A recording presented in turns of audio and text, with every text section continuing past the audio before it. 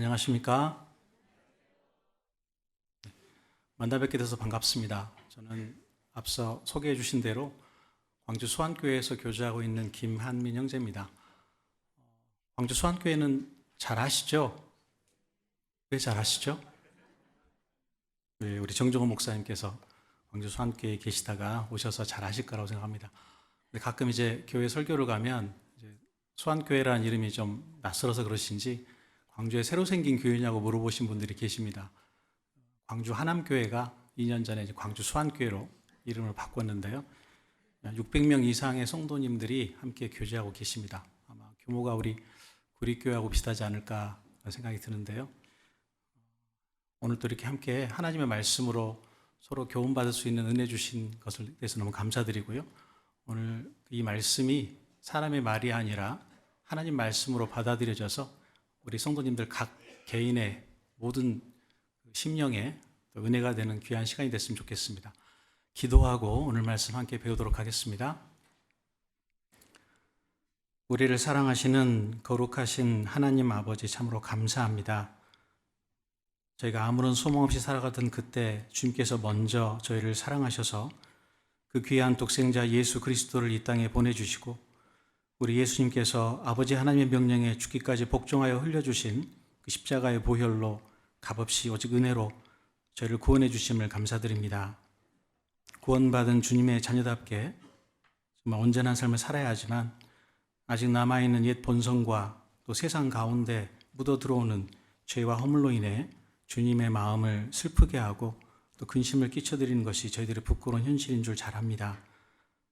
하지만 주님의 크신 긍휼과 사랑으로 넘어질 때마다 더 큰 위로와 능력 공급해 주셔서 그 넘어진 자를 딛고 일어나 주님께서 걷기를 원하시는 온전한 정로를 행할 수 있도록 항상 도와주시며 동행해 주시기를 주님께만 의탁합니다. 오늘 주의 날을 맞이하여 주님을 사랑하는 그리고 주님께서 사랑하시는 귀한 우리 구리교회 성도님들 이렇게 함께 모여서 주님의 말씀을 배우고자 마음을 모으고 계십니다. 모쪼록 이 말씀을 통해 각 사람에게 합당한 은혜를 부어주시고 이 마지막 때 어떠한 삶을 통해 주님께 영광을 돌릴 것인지 개인적으로 고민하고 또 결단하는 귀한 은혜로 채워주시기를 부탁드립니다. 오늘 말씀의 시종도 온전히 능하신 주님의 손길에 의지하며 우리를 사랑하시는 예수님 이름으로 감사하며 기도드립니다. 아멘. 함께 신약성경 누가복음 5장을 보시겠습니다.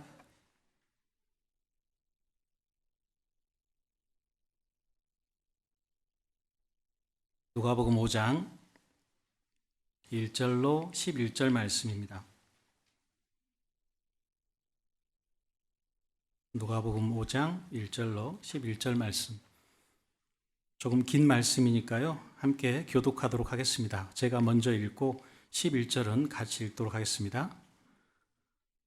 무리가 옹이하여 하나님의 말씀을 들을새 예수는 게네사렛 호숫가에 서서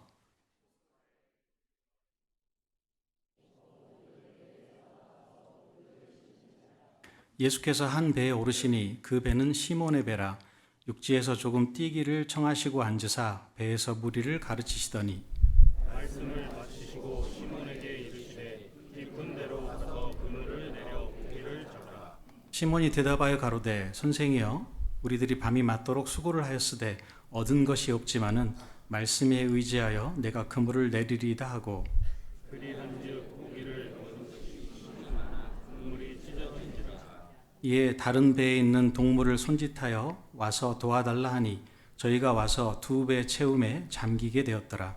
시몬 베드로가 이를 보고 예수의 무릎 아래 엎드려 가로되 주여 나를 떠나소서 나는 죄인이로소이다 하니 이는 자기와 및 함께 있는 모든 사람이 고기 잡힌 것을 인하여 놀라고 세베대의 아들 시몬의 동업자인 야고보와 요한도 놀랐습니다.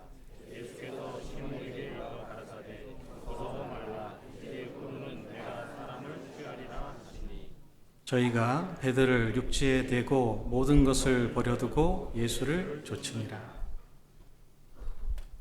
오늘 그 설교 제목이요. 그 베드로와 바다라는 그 제목을 잡았습니다. 많이 들어본 제목 같지 않으십니까? 네, 노인과 바다에서 잠깐 차용을 했습니다. 우리 구리교회 와서 첫눈에 띄는 게 좌석이 좀 특이하네요. 여기는 아직 좌석이 안 팔린 것 같습니다. 좀 많이 비어있네요, 앞자리가. 제일 좋은 자리 같은데. 뭔가 이유가 있으시겠죠? 네.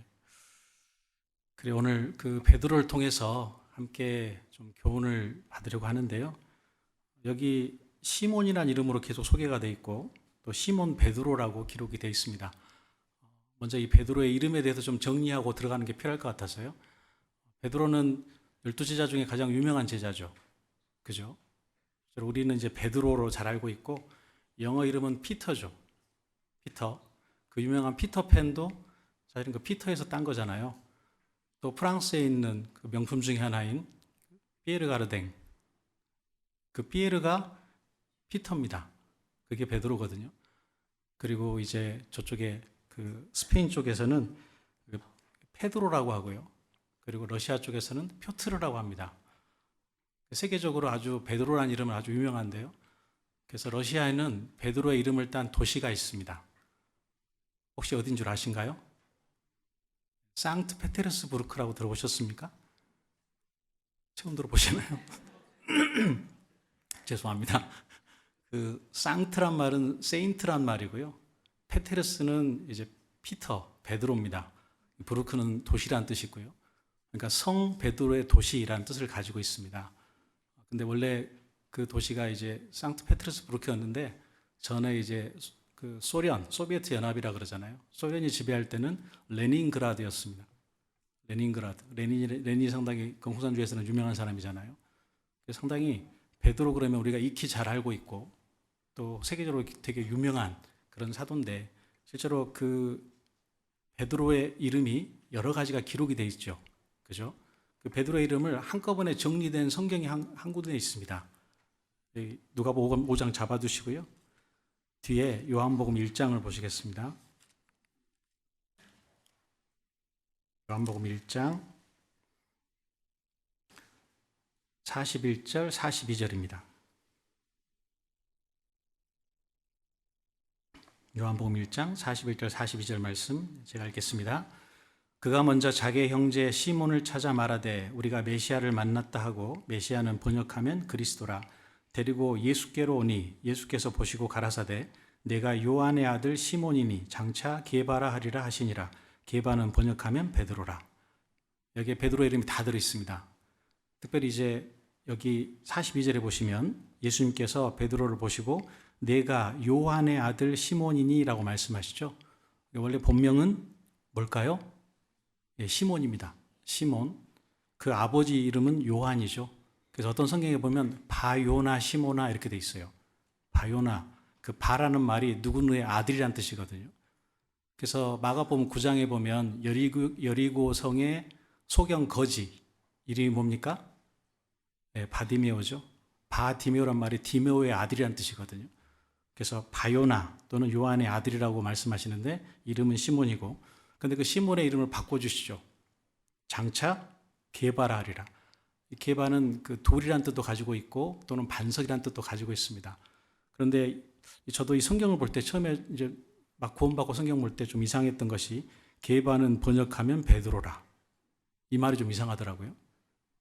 게바도 한국말이고 베드로도 한국말인데 그죠? 이걸 왜 번역하지? 이런 말이 생각이 들었는데 나중에 이제 성경을 배우면서 좀 이해가 됐는데요. 신약 성경은 어떤 말로 기록이 됐습니까? 어떤 언어로? 죄송합니다. 제가 물어보는 걸 좋아합니다. 답을 꼭 안 하셔도 되고요. 생각만 하셔도 됩니다. 신약 성경은 헬라어로 기록이 되어 있죠. 헬라가 어디죠? 지금의 그리스잖아요. 그리스어로 기록이 되어 있습니다. 헬라어로. 그래서 게바란 말은 그런데 그리스어가 아니에요. 그건 아람어라 그래서 원래 그 이스라엘을 중심으로 한 근동 지역에서 쓰던 언어입니다. 그러니까 달리다굼 이런 건 아람어거든요. 마가복음에 그런 말들이 많이 나와 있죠. 여기서 예수님께서 베드로의 이름을 게바라고 바꿔주셨어요. 게바는 아람어입니다. 근데 이 신약 성경은 헬라어로 기록이 됐기 때문에 그 게바란 아람어를 번역하면 베드로라 이렇게 된 거예요. 즉 아람어 이름인 게바를 그리스어로 바꿔서 부르면 베드로다라는 거예요. 그러니까 게바와 베드로는 똑같은 말이죠. 이해되셨죠? 예. 그래서 이게 바로 베드로의 이름입니다. 그런데 이걸 좀 알고 성경을 읽으면 좀 도움이 되는 게요. 예수님께서 베드로를 부를 때 시몬이라고 부를 때도 있고 베드로라고 부를 때도 있어요. 이름을 바꿔주셨는데 특별히 이제 그 베드로가 좀 인간적인 유약한 면 그리고 본인이 가지고 있는 본성을 드러내는 그런 행동을 할 때는 예수님께서 시몬이라고 부르십니다. 마지막에 예수님께서 이제 누가복음 22장에서 이런 부분이죠. 이제 베드로가 3번 예수님을 부인할 것을 미리 예언하시잖아요. 그때 베드로에게 부르신 호칭이 시몬이거든요. 시몬아, 시몬아, 사단이 밀가 부르듯 너를 청구하였으나 내가 내 믿음이 떨어지지 않기를 기도하였느니라. 그때는 연약한 베드로가 그 두려움 때문에 예수님을 3번 부인할 것을 아시고 시몬이라고 부르시는 거예요. 그리고 뒤에 배우시겠지만 나중에 베드로를 회복시키실 때도 요한의 아들 시몬아, 내가 나를 사랑하느냐라고 물어보십니다. 이미 3번을 부인한 너무나도 연약한 인간적인 면을 보셨기 때문에 그리고 그걸 보였기 때문에 그때는 시몬이라고 불러주시죠. 하지만 이제 베드로라는 이름으로 주님의 온전한 일을 할 때는 베드로라고 불러주시죠. 대표적인 게 마태복음 16장에 너는 베드로라. 내가 이 반석 위에 내 교회를 세우리라. 베드로가 엄청난 신앙 고백을 했잖아요. 너희는 나를 누구라 하느냐라고 물어보셨을 때 저는 그리스도시요 살아계신 하나님의 아들이시니다. 그 말을 받아들이시면서 그때 너는 베드로라. 내가 이 반석 위에 내 교회를 세우겠다. 어떤 교단은 그걸 오해해가지고 베드로를 첫 번째 교황이라고 합니다. 그래서 예수님께서도 베드로라는 반석 위에 교회를 세우셨다고. 그 뜻이 아니죠. 우리 모든 믿음의 반석은 누구밖에 없습니까? 우리 믿음의 반석은 오직 예수 그리스도밖에 없잖아요. 그죠? 그 예수 그리스도를 믿는 믿음을 가진 베드로와 같은 신앙을 가진 사람들을 통해서 내 교회를 세우겠다 그 말씀이거든요. 어쨌든 베드로는 하나님 앞에서 정말 귀하게 쓰임받은 가장 중요한 제자 중에 한 명이죠. 12제자 중에 리더격이었습니다. 근데 인간적인 면이 많기 때문에 실수도 많이 하고 상당히 다혈질이었어요. 그리고 궁금한 거는 못 참는 성격이었던 것 같습니다. 왜냐하면 12제자 중에 예수님께 가장 많이 질문했던 사람이 바로 베드로였거든요. 그 베드로에게 가장 강력한 라이벌이 하나 있었어요. 12제자 중에. 누굴까요? 누굴까요? 요한입니다. 사도 요한. 어느 정도였냐면 이제 요한복음 21장에 예수님께서 이제 베드로가 어떠한 죽음으로 영광을 돌릴 것인지 미리 말씀해 주시잖아요. 내가 젊었을 때는 내가 원하는 대로 갔거니와 늙어서는 남이 내게 띠를 띄우고 내가 원치 않은 곳으로 데려가리라. 베드로가 어떠한 죽음으로 하나님께 영광을 돌릴 것인지를 미리 말씀하신 건데 그 말씀을 들었을 때 베드로는 솔직히 그 말씀 좀 중하게 받아들이고 그리고 좀 심각하게 생각해야 되잖아요. 근데 베드로의 그때 반응이 뭐였습니까? 요한을 가리키면서 저 사람은 어떻게 되겠습니까? 네. 자기가 지금 현재 앞으로 하나님을 하다가 죽을 거라는 그런 엄청난 그 말씀을 주시는데 그때도 누구는 누구를 향하고 있어요? 요한을 향하고 있습니다. 그 정도로 상당히 라이벌 관계에 있었는데 그만큼 자기가 인정을 받고 싶어하는 그런 인정 욕구에 상당히 사로잡혔던 그런 제자라고 할 수 있죠. 하지만 그랬던 그가 이제 오순절 성령 강림 후에 예수님께서 이 땅에 오신 목적 그리고 죽으시고 부활하신 목적에 대해서 정확하게 깨닫고 이제 정말 귀하게 교회를 위해서 자기의 목숨까지 내놓는 그런 귀한 일을 하게 됩니다. 그래서 베드로를 우리가 공부해 보면은요 많은 유익을 얻을 수 있습니다. 실제로 우리는 신앙의 어떤 롤 모델들이 필요하죠. 그죠? 성경에 나와 있는 많은 인물 중에 나는 누구의 믿음을 따라갈 것인가? 사실은 물론 우리는 예수 그리스도를 따라가야 됩니다. 예수님의 삶이 완벽하잖아요. 또 그리고 살아있는 사람 중에 예수님만큼 거의 완전한 삶을 살았던 분이 한 분 계시죠. 누굽니까? 사도 바울이시죠. 그죠? 성경을 14권 기록하셨고 정말 율법으로도 흠이 없었고 그리고 구원받은 이후에 철저하게 오직 주님만을 위해서 사셨던 분이잖아요. 그죠? 사도 바울을 롤 모델로 삼고자 하는 분도 많이 계실 겁니다. 근데 솔직히 한번 얘기해 보시죠. 사도 바울을 롤 모델로 삼자면 좀 부담스럽습니까? 안 그렇습니까? 좀 부담스럽지 않으세요? 저는 그렇더라고요. 내가 그리스도 예수를 본받은 자 된 것처럼 너희는 나를 본받으라. 감히 그렇게 말할 수가 없거든요. 근데 사도 바울은 그렇게 담대하게 얘기하시잖아요. 근데 솔직히 베드로는 좀 만만하죠. 안 그렇습니까? 죄송한데 그 불경스러운 말인데 실수도 많이 하고 예수님께 책망도 많이 받고 하지만 또 즉각 돌이키면서 또 쓰임을 받고 그런 부분들이 상당히 좀 인간적으로 매력을 느끼는 부분이기도 하고 또 저를 보는 것 같아서 되게 베드로 사도의 어떤 그 삶을 연구해보고 공부해보면 많은 유익을 얻기도 합니다. 그래서 오늘 베드로 사도의 어떤 그 전반적인 삶에 대해서 함께 배워볼 텐데요. 특별히 베드로 사도는 바다와 많은 연관을 가지고 있습니다. 여기서 말하는 바다는요, 갈릴리 호수죠. 근데 왜 바다라고 하냐면 히브리어로 얌이라는 단어가 이제 호수와 바다 다 동시에 사용이 됐는데 특별히 얌이라는 단어는 아주 물이 많은 지역을 다 얌이라고 부릅니다. 지중해처럼 큰 바다도 얌이라고 부르고 갈릴리 호수처럼 큰 호수도 얌이라고 불러요. 똑같은 바다죠. 그래서 성경에 보면 갈릴리 바다 또는 디베라 바다 이런 표현으로 많이 기록이 되어 있습니다. 특별히 내륙 지방에 살고 있는 이스라엘 사람들이 볼 때는요, 갈릴리 호수는 엄청난 바다와 같은 거예요. 거기가 둘레가 53km가 넘거든요. 그리고 가끔씩 2m가 넘는 풍랑이 있는 걸 보면서 야, 여기는 바다구나 라고 할 수밖에 없는 것이죠. 그래서 갈릴리 호수와 함께, 즉 그 바다와 함께 펼쳐진 베드로의 공생애 당시 주님을 따랐던 삶에 대해서 교훈을 받으면서 과연 나는 어떤 바다에 서 있고 어떤 선택을 해야 되는지 각자의 마음속에 교훈이 됐으면 좋겠습니다. 첫 번째로 베드로가 처음 만났던 바다는 바로 순종의 바다입니다. 다시 누가복음 5장으로 돌아가 보시죠.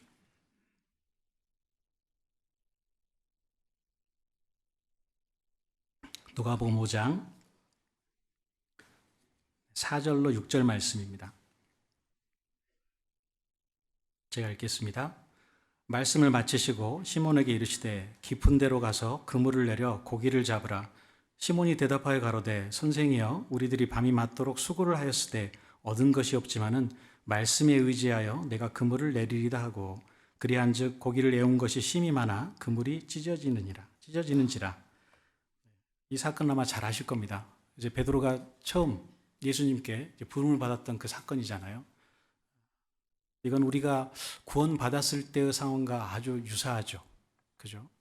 특별히 이 사건이 있기 전 베드로는 밤이 새도록, 밤이 맞도록 그렇게 고기를 잡으려고 했지만 고기를 한 마리도 잡지 못했습니다. 이 베드로는 갈릴리 호수에서, 즉 디베라 바다에서 잔뼈가 굵은 그런 어부죠. 그래서 어릴 때부터 이제 배를 타고 고기를 잡았기 때문에 어떤 시간에 어디에 가면 또 어느 계절에 어디에 그물을 내리면 고기가 있는지 다 잘 압니다.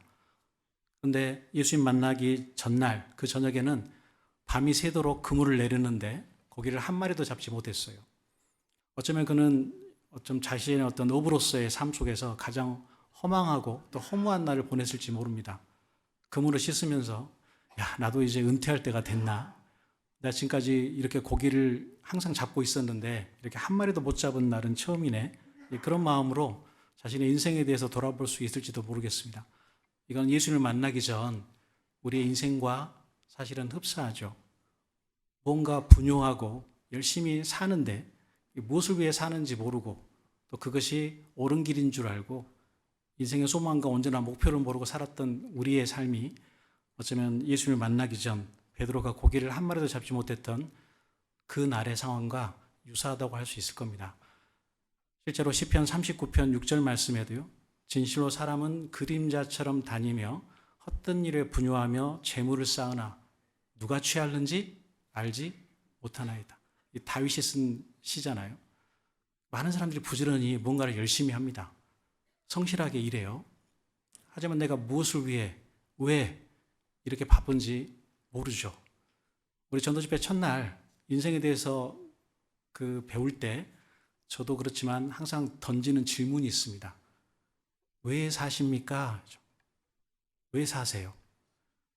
며칠 전에도 어떤 어르신하고 상담을 했었는데요. 84살 드신 분입니다. 그분께 여쭤봤습니다. 어머님, 왜 사시죠? 왜 오늘 하루를 살고 계시죠? 이분이 당황하시더라고요. 한 번도 생각을 안 해본 거예요. 열심히 살았는데 내가 왜 사는지 그 인생의 목적을 모르고 무조건 달려가는 거잖아요. 아마 베드로도 그런 상황에서 주님을 만나게 됐을 겁니다. 그리고 이제 그물을 씻고 정리하고 있는데 예수님께서 베드로의 배에 올라가서 말씀을 전하셨어요. 그때 많은 무리들이 있기 때문에 예수님께서 그 땅에서 말씀을 전하시면 밀려가지고 바다에 빠질 수 있잖아요. 또 집중이 안 되기 때문에 아마 베드로의 배에 올라가셔서 말씀을 전하셨을 겁니다. 특별히 여기 배가 2대가 있죠. 그죠? 여기 2절에 호숫가에 2배가 있는 것을 보시니라고 되어 있잖아요. 베드로와 안드레 그 형제잖아요. 그들의 배가 있고 또 세베대의 아들들 야고보와 요한 배 2대가 있었죠. 특별히 거기 그 배 중에 예수님께서 베드로의 배 위에 올라가서 말씀을 전하십니다. 어떤 말씀을 전하셨는지는 기록은 안 돼 있습니다. 하지만 베드로는 그 말씀을 잘 들었죠. 그죠? 어떤 해석에 의하면 예수님께서 베드로 배에 올라가서 말씀을 전하시는데 거기는 이제 계속 파도가 일잖아요. 호수긴 하지만. 그래서 가만히 두면 배가 떠내려갑니다. 그럼 누군가가 그 배가 떠내려가지 않도록 잡아야겠죠. 그죠? 해변가기, 그 호수가기 때문에 그렇게 깊진 않았을 거예요.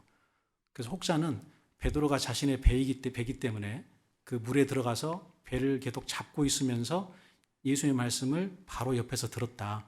이렇게 해석을 하더라고요. 성경에 나와 있지 않지만 저도 그게 타당하다고 생각합니다. 왜냐하면 베드로는 분명히 예수의 말씀을 정확하게 들었거든요. 그 예수의 말씀을 듣고 그가 내린 결론이 뭡니까? 아, 이분은 보통 분이 아니구나. 특별히 마태복음 7장에 있는 말씀처럼 예수님께서 하신 말씀은 권세 있는 자의 말씀 같잖아요. 자신들의 서기관의 말과는 다르지 않습니까? 당연한 것이 서기관의 말은 하나님의 말씀을 대신 전하지만 예수님은 하나님의 말씀 자체잖아요. 그죠? 그분이 전하신 말씀은 당연히 권세가 있을 수밖에 없죠. 그래서 그 베드로는 그 말씀을 다 들었습니다. 그런데 말씀을 끝내시고 예수님께서 베드로를 보시면서 이렇게 말씀하시죠. 4절에 말씀을 마치시고 시몬에게 이르시되 깊은 데로 가서 그물을 내려 고기를 잡으라. 자, 우리가 성경을 읽을 때요, 좀 이렇게 무미건조하게 쭉쭉 읽는 것보다는요, 이런 말씀들을 읽고 난 다음에 그때의 상황을 한번 머리로 시각해 보면 참 좋을 것 같아요. 베드로는 아까 말씀드린 대로 갈릴리 호수에서 잔뼈가 굵은 어부입니다. 어디에 어떤 고기가 잡히는지, 어떤 시기에 그물을 내려야 되는지 다 압니다. 그런데 그런 베드로에게 예수님이 지금 깊은 데로 가서 그물을 내려라, 그리고 고기를 잡으라라고 말씀하세요. 이건 상당히 황당한 상황이죠. 베드로의 직업은 어부입니다. 이 고기 잡을 곳을 알려주신 예수님의 직업은 뭡니까? 목수잖아요. 네? 목수가 어부한테 고기 잡는 곳을 알려주고 있어요. 재밌죠? 저 같으면 이런 얘기를 해도요, 절대 안 들을 것 같아요. 그런데 베드로는 이렇게 대답합니다. 5절에 시몬이 대답하여 가로되 선생이여 우리들이 밤이 맞도록 수고를 하였을 때 얻은 것이 없지만은 말씀에 의지하여 내가 그물을 내리리다 하고, 이게 베드로 인생에 있어서 가장 전환이 되는, 가장 획기적인 전환을 이룬 사건이죠. 그죠? 마음의 결심입니다. 자기는 알아요.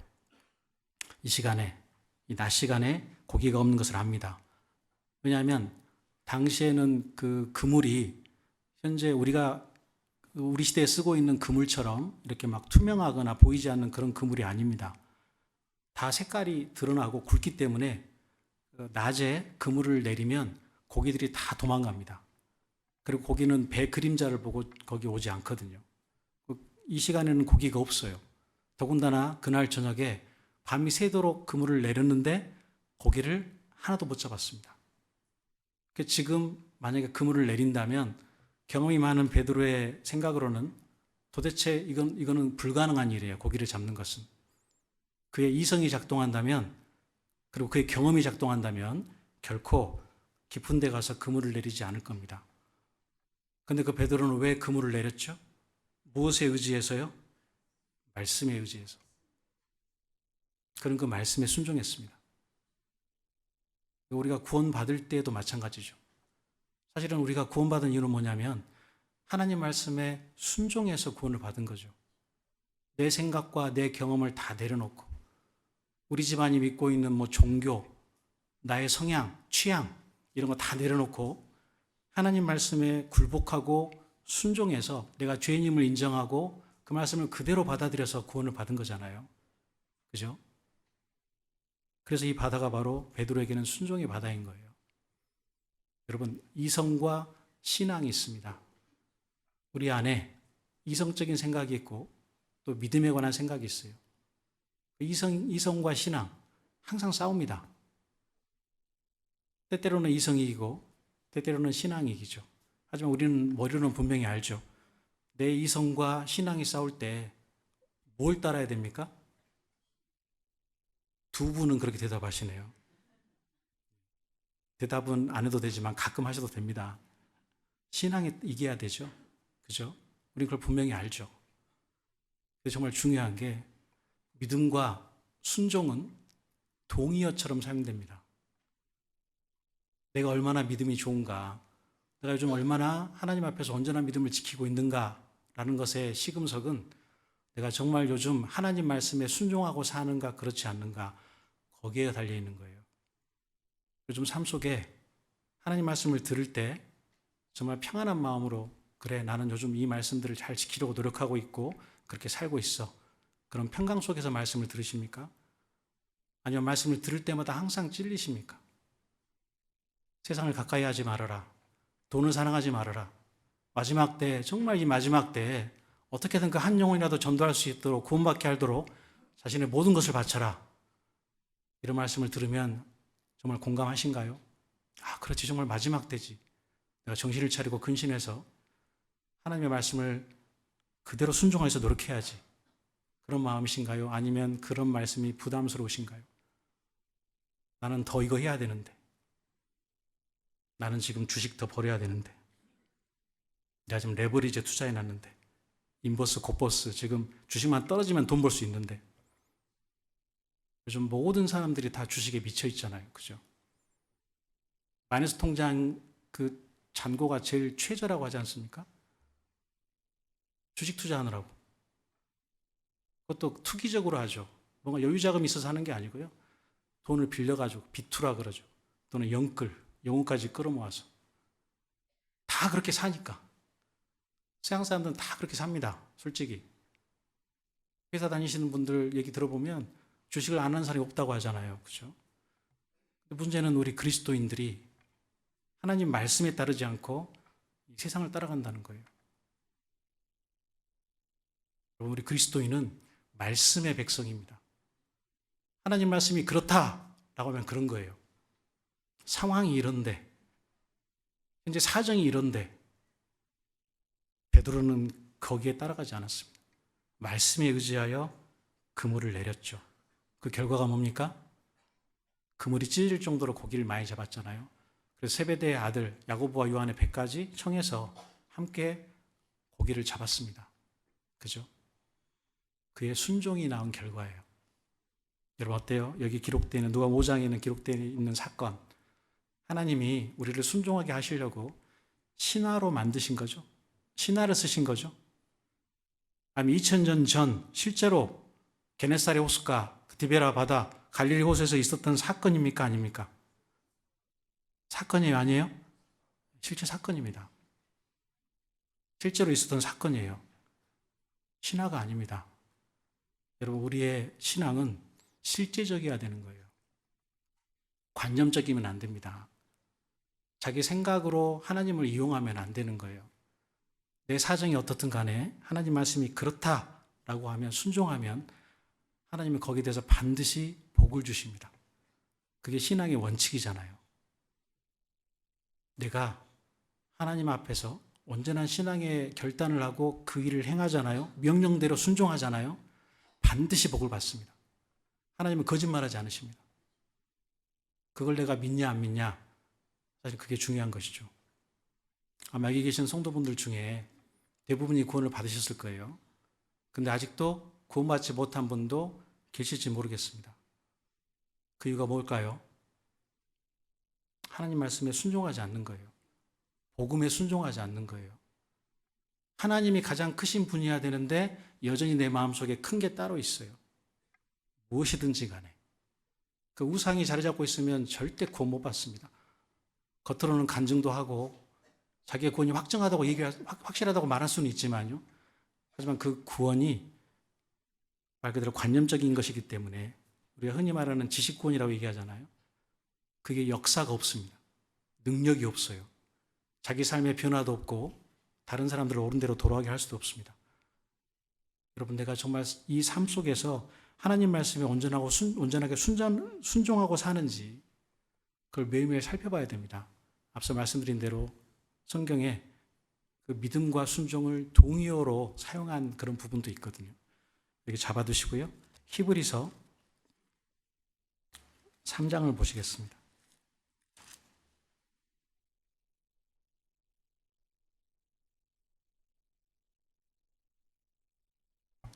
히브리서 3장 18절 19절 말씀입니다. 신약성경 355페이지 근처에 있습니다. 히브리서 3장 18절 19절 말씀 같이 읽으시죠. 또 하나님이 누구에게 맹세하사 그의 안식에 들어오지 못하리라 하셨느뇨 곧 순종치 아니하던 자에게가 아니냐 이로보건대 저희가 믿지 아니함으로 능히 들어가지 못한 것이라. 여기 이제 광야에서 모세의 말을 듣지 않고 불순종했던 마음을 강팍하게 함으로써 그 순종하지 않았던 그 사람들에 대해서 기록을 하시면서 그들이 순종하지 아니했다라고 말씀하시죠. 18절에서는. 근데 19절에서는 뭐라고 말씀하십니까? 저희가 믿지 아니함으로. 여러분, 순종과 믿음은 동의어입니다. 어찌 보면. 사실은 어떤 분은 그렇게 얘기하더라고요. 미션. 어떤 우리가 해야 될 의무잖아요. 또는 해외 선교를 미션이라고 하잖아요. 미션 중에 가장 어려운 미션이 서브 미션이다. 서브 미션은 순종이라는 영어지 않습니까? 가장 어려운 게 사실은 내 자신을 굴복시키고 하나님 말씀을 받아들여서 그대로 행하는 게 어렵다는 거예요. 실제 누가복음 6장에서도 예수님께서 너희는 나더러 주여 주여 하면서 어째야 나의 말하는 것은 행치 아니하느냐라고 말씀하셨잖아요. 말로만 이렇게 살겠습니다라고 하는 게 중요한 게 아니고요. 실제로 행함이 있어야 됩니다. 믿음은 반드시 행함을 가지고 옵니다. 베드로는 그 예수님의 말씀에 순종함으로써 그걸 통해서 예수님이 어떤 분인지를 확실하게 알게 됐죠. 그죠? 그래서 그가 그물을 찔 정도로 고기를 많이 잡았을 때 했던 행동은 예수님께 달려가잖아요. 주여, 나를 떠나소서 나는 죄인이로소이다. 예수님의 신성을 알게 된 거예요. 처음에는 예수님을 선생이라고 불렀지만 이제는 주라고 부른 겁니다. 그리고 그는 예수님께 굴복함으로써 이제 예수님께서 이제 새로운 임무를 주시죠. 이 누가복음 5장에는 기록되지 않았지만 마태복음 4장에는 내가 너희로 사람을 낚는 어부가 되게 하겠다. 이제 고기를 낚는 어부에서 사람을 낚는 어부로 만들겠다라고 말씀하십니다. 그때 베드로는 또 한번 순종하죠. 모든 것을 버려두고 주님을 따라갑니다. 다시 누가복음 5장으로 가보시죠.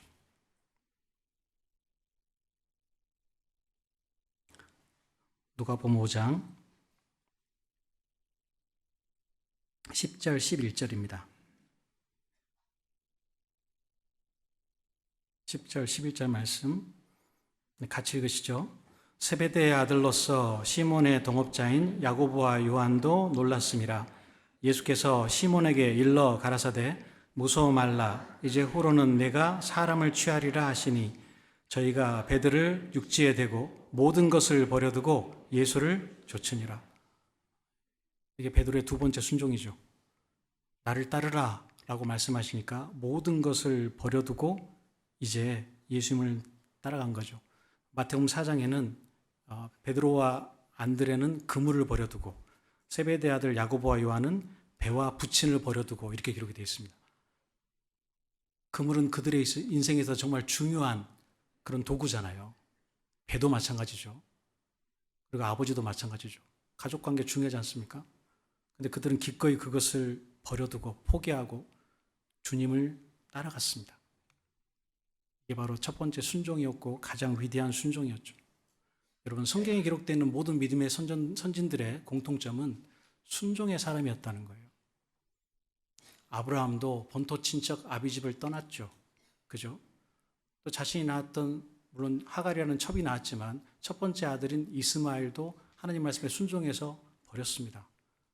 나중에는 하나님께서 약속하신 그 아들, 귀한 아들인 이삭도 버렸죠.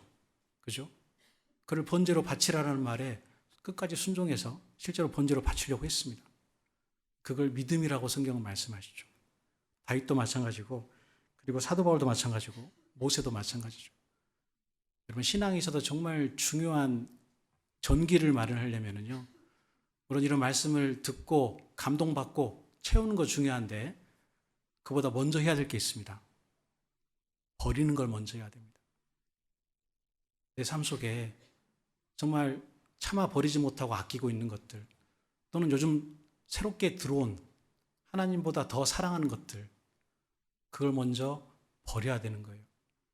그걸 버리면 하나님께서 채워주시거든요. 순종의 다른 말은 사실 어떻게 보면 버리는 거예요. 모세가 그걸 잘 보여주잖아요. 그죠? 모세는 바로의 공주의 아들이라 칭함을 거절했죠. 그죠? 큰 영광을 얻을 수 있는데, 당시에 가장 강대국이었던 이집트에서 떵떵거리며 살 수 있는데 그걸 버렸습니다. 그리고 그리스도를 위하여 받는 능욕을 잠시 죄악을 나가 누리는 것보다 훨씬 더 좋아했잖아요. 애굽의 모든 보화도 다 버렸잖아요. 그죠? 하나님 백성과 함께 고난받기를 즐겨했습니다. 그걸 포기해야 되는 거예요. 포기하면 하나님께서 반드시 채워주십니다. 여기 예레미야 1장도 보시죠.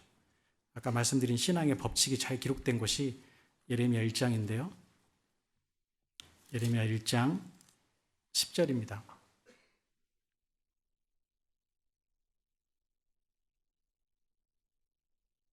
(1장 10절) 말씀, 예레미야 1장 10절입니다. 네, 같이 읽으시죠. 보라, 내가 오늘날 너를 열방 만국 위에 세우고 너로 뽑으며 파괴하며 파멸하며 넘어뜨리며 건설하며 심게 하였느니라. 이제 예레미야를 하나님의 선지자로 보내시면서 하나님께서 주신 예레미야 사역의 가장 중요한 어떤 순서라고 할까요? 그걸 말씀해 주신 거잖아요. 보시면 뽑고 파괴하고 파멸하고 넘어뜨리는 게 먼저입니다. 이스라엘 백성들이 우상 숭배하고 있잖아요. 그죠? 혼합주의 신앙. 하나님도 섬기지만 다른 신도 섬기는.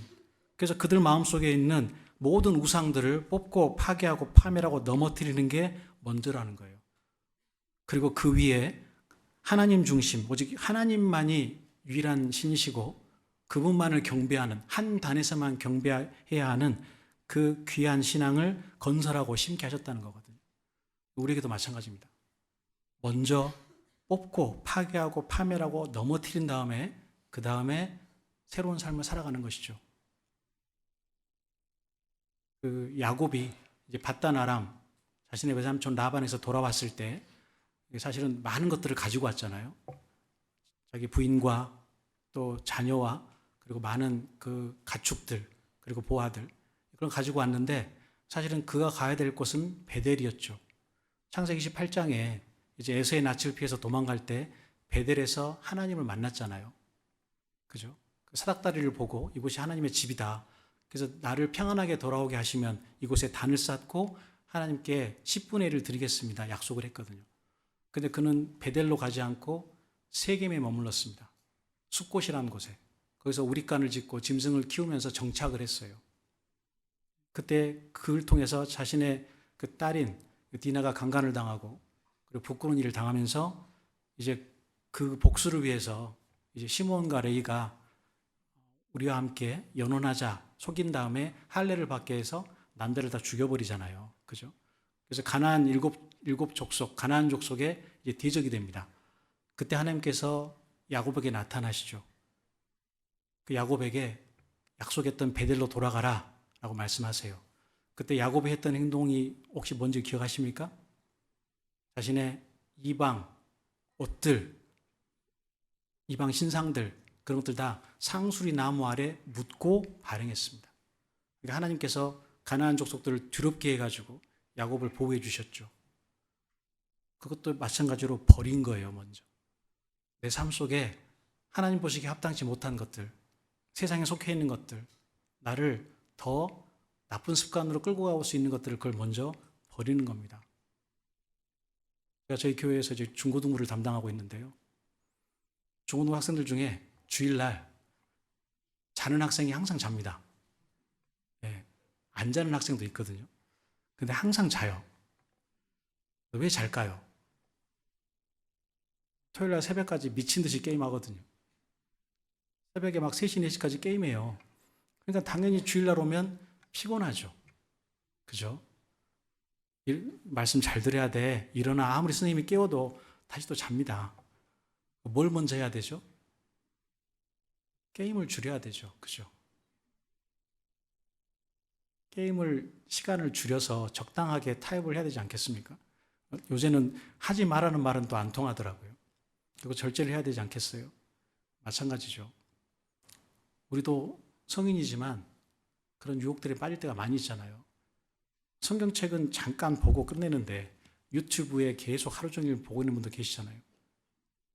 그 영상에 쇼츠에 완전히 그 중독처럼 돼가지고 그게 없으면 불안하잖아요.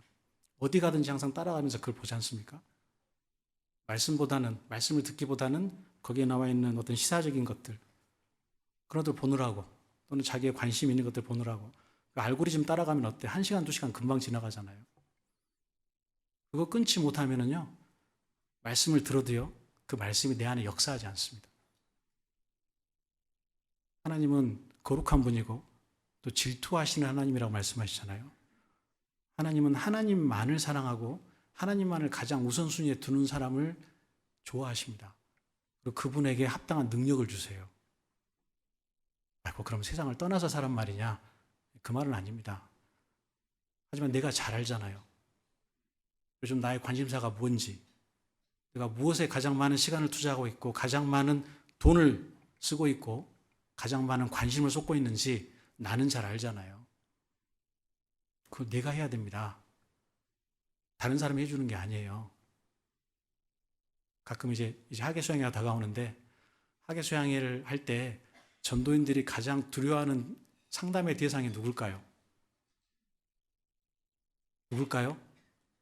중고등부입니다. 중고등부. 보증에서는 중고등부에 이응자 하나 붙여가지고 중공군이 몰려온다고 할 정도로.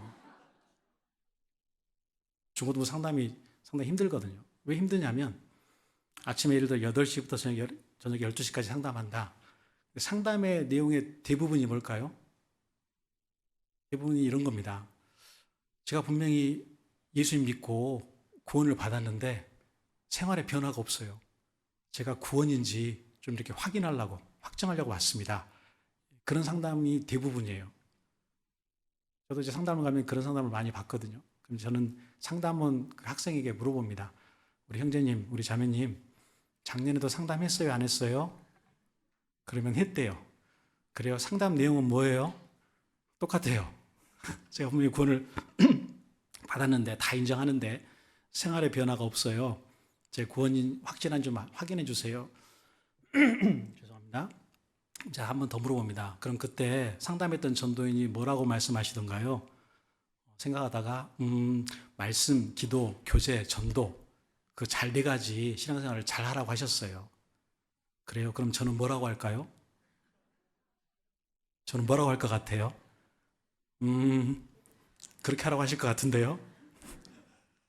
마음 같아서는 이제 알았으면 가라고 하고 싶은데 다시 한번 이제 그런 내용들을 상담해 주죠. 근데 그런 상담이 저녁까지 계속 이어집니다. 그래서 이제 예전에 어떤 그 전도사님, 지금은 이제 목사님이시고 해외에 나가 계시는데요. 12시까지 그 상담을 계속 한 거예요. 근데 이제 짐을 싸고 숙소로 가려는데 학생이 하나 또 왔습니다. 해야지, 어떻게 해요. 앉았는데 그 질문을 또 하는 거예요. 제가 분명히 구원을 받았는데 생활에 변화가 없어요. 어떻게 해야 될까요? 물어보니까 이 목사님이 자기도 모르게 순간적으로 너무 좀 이렇게 짜증이 나서 이렇게 얘기했대요. 아, 좀 변해라. 변해. 누가 변해? 내가 변하는 게 아니잖아. 네가 변해야지. 그 말이 맞죠? 네. 변하는 건 내가 변해야 되는 거예요. 구원 받았다고 해서 저절로 변하는 거 아닙니다. 물론 성령께서 내 안에 계셔서 하나님 말씀을 들을 때 깨닫게 해주시고 또 그런 마음의 결단도 하게 해주시지만 실제로 내가 해야 되는 거잖아요. 우리가 구원받을 때 우리가 해야 될 것은 아무것도 없습니다. 그죠? 듣고 믿으면 되는 거잖아요. 마치 출애굽할 때 홍해가 갈라지는 것처럼 가만히 서서 여호와의 구원을 보라. 가만히 서서 하나님께서 어떻게 행하셨고 나를 위해서 어떠한 사랑을 베풀어 주셨는지 보고 듣고 믿으면 되는 거잖아요. 하지만 40년 광야 생활 이후에 이제 가나안 땅에 들어갈 때 요단강이 앞에 가로막고 있었죠. 그때는 어떻게 했습니까? 법궤를 맨 제사장들이 요단강을 들어갔어요. 발로 밟을 때 그때 강물이 섰습니다. 구원받은 이후에 신앙생활이 그렇다는 거예요. 내가 실제로 행해야 됩니다. 하나님 앞에 합당치 못한 것들을 버리는 노력을 해야 되고, 이런 말하면 좀 그렇지만 진짜 몸부림을 쳐야 됩니다. 저도 전도인이지만요, 실제로 말씀대로 못 살 때가 더 많죠. 정말 그 육신이라는 게 얼마나 질긴지 매일매일 삶 속에서 항상 확인하고 있습니다. 오죽해서 있는 사도 바울도 고린도서 15장 31절에서 나는 날마다 죽노라 그러셨겠어요. 그 위대한 사도 바울도 자신을 쳐서 복종시키는 삶을 매일매일 했다는 거거든요. 항상 자기를 부인하고 자기 십자가를 지고 예수님을 좇는 삶을 살았다는 거예요. 하물며 우리는 말할 것도 없겠죠. 근데 감사하게도 이렇게 매일매일 말씀 속에서 기회를 주시는 거예요. 깨닫게 해주시는 것이죠. 아, 그렇구나. 요즘 내 삶 속에 이런 것들이 들어와 있구나. 정말 포도원을 허는 작은 여우, 원문에는 여우들이라고 되어 있습니다. 복수거든요. 사소한 것들, 작은 것들. 정말 죽은 파리가 향기름으로 악취가 나게 한다고 말씀하시잖아요. 작은 것들 있잖아요. 그거를 걷어내야 온전하고 깨끗한 삶을 살 수가 있습니다. 성령은 거룩한 영이잖아요. 그 거룩한 영이 내 안에서 역사하려면 내가 거룩한 삶을 살아야 되죠. 세상과 구별되고 말씀에 순종하는, 정말 베드로가 자신의 경험과 이성을 내려놓고 주님의 말씀에 순종했을 때, 그때 정말 그물이 찔릴 정도로 고기를 잡았던 것처럼, 그리고 모든 것을 버려두고 주님을 쫓았을 때 비로소 사람을 낚는 이 천하보다 귀한 그 귀한 영혼들을 낚았던 것처럼, 우리도 베드로가 배웠던 그 순종의 바다 앞에 우리도 서야 됩니다. 말씀에 의지하여 그물을 내리리다. 하계수양이 앞두고 아마 많은 분들 놓고 기도하고 계실 거예요. 내 생각에 얽매여 버리면 전도 못하죠. 그죠? 이번에는 안 되고 다음번에. 하계수양에 너무 사람이 많으니까 추계 때. 물론 전략적으로 그렇게 생각하셔도 됩니다. 하지만 그게 매년 반복되면 안 되잖아요. 매년. 혹시 매년 그런 과정을 밟고 계시진 않으십니까? 언제 하게 때 그러면 전도가 되겠습니까? 오늘 하셔야 됩니다. 지금 하셔야 됩니다. 이번에 하셔야 됩니다. 말씀에 의지해서 내가 마음을 정하잖아요. 하나님이 도와주세요. 정말 예기치 않은 방법으로. 또 비록 이번에 실패할지라도 결코 그게 헛되지 않습니다. 그 여리고성 같은 그 견고한 그 성에 반드시 금이 갑니다. 하나님 말씀은 어느 것보다 가장 소중하잖아요. 그래서 우리도 정말 베드로처럼 예수 그리스도 안에서 항상 그 순종하는 귀한 결단들을 매일매일 했으면 좋겠습니다. 그리고 이 순종의 바다를 통해서 주님을 따랐던 베드로가 이제 두 번째 바다에 서게 되는데요. 그 바다는 두려움의 바다입니다. 마태복음 14장으로 가겠습니다.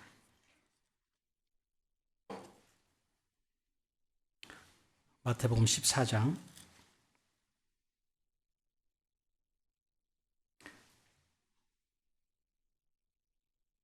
조금 긴 말씀인데요. 22절로 33절입니다. 마태복음 14장 22절로 33절 말씀입니다. 25절부터 제가 읽겠습니다. 밤 사경에 예수께서 바다 위로 걸어서 제자들에게 오시니 제자들이 그 바다 위로 걸어오심을 보고 놀라 유령이라 하여 무서워하여 소리 지르거늘 예수께서 즉시 일러 가라사대 안심하라 내니 두려워 말라. 베드로가 대답하여 가로되 주여 만일 주시어든 나를 명하사 물 위로 오라 하소서 한데 오라 하시니 베드로가 배에서 내려 물 위로 걸어서 예수께로 가되 30절로 33절은 같이 읽으시죠. 바람을 보고 무서워 빠져가는지라 소리질러 가로되 주여 나를 구원하소서 하니 예수께서 즉시 손을 내밀어 저를 붙잡으시며 가라사대 믿음이 적은 자여 왜 의심하였느냐 하시고 배에 함께 오르매 바람이 그치는지라 배에 있는 사람들이 예수께 절하며 가로되 진실로 하나님의 아들이로소이다 하더라. 베드로가 만난 두 번째 바다, 바로 두려움의 바다, 의심의 바다라고 할 수 있죠. 이렇게 해서 예수님을 따라다녔던 공생의 3년 반 동안 정말 충성되게 충실히 따라다녔잖아요. 그죠? 그런데 방금 읽었던 이 사건은 이제 3차 갈릴리 사역 때 있었던 사건입니다. 예수님의 사역을 갈릴리 사역, 유대 사역 이렇게 나눌 수 있는데요. 특별히 1차, 2차 갈릴리 사역을 마치고 난 다음에 이제 3차 갈릴리 사역의 시작은 이제 세례 요한이 목베어 죽었잖아요. 그죠? 그때부터가 예수님의 3차 갈릴리 사역의 시작이라고 그렇게 해석을 할 때가 많이 있습니다. 특별히 이때는 원래 예수님이 6월절이 되면 예루살렘에 올라가셨죠. 근데 이 해에는 안 가셨습니다. 이때 6월절에는 안 올라가셨어요. 그 대신에 제자들의 훈련에 집중하셨습니다. 여기 14장부터 여기 마태복음에서는 14장부터 3차 갈릴리 사역의 시작이거든요. 여기 특별히 1절, 2절에 보시면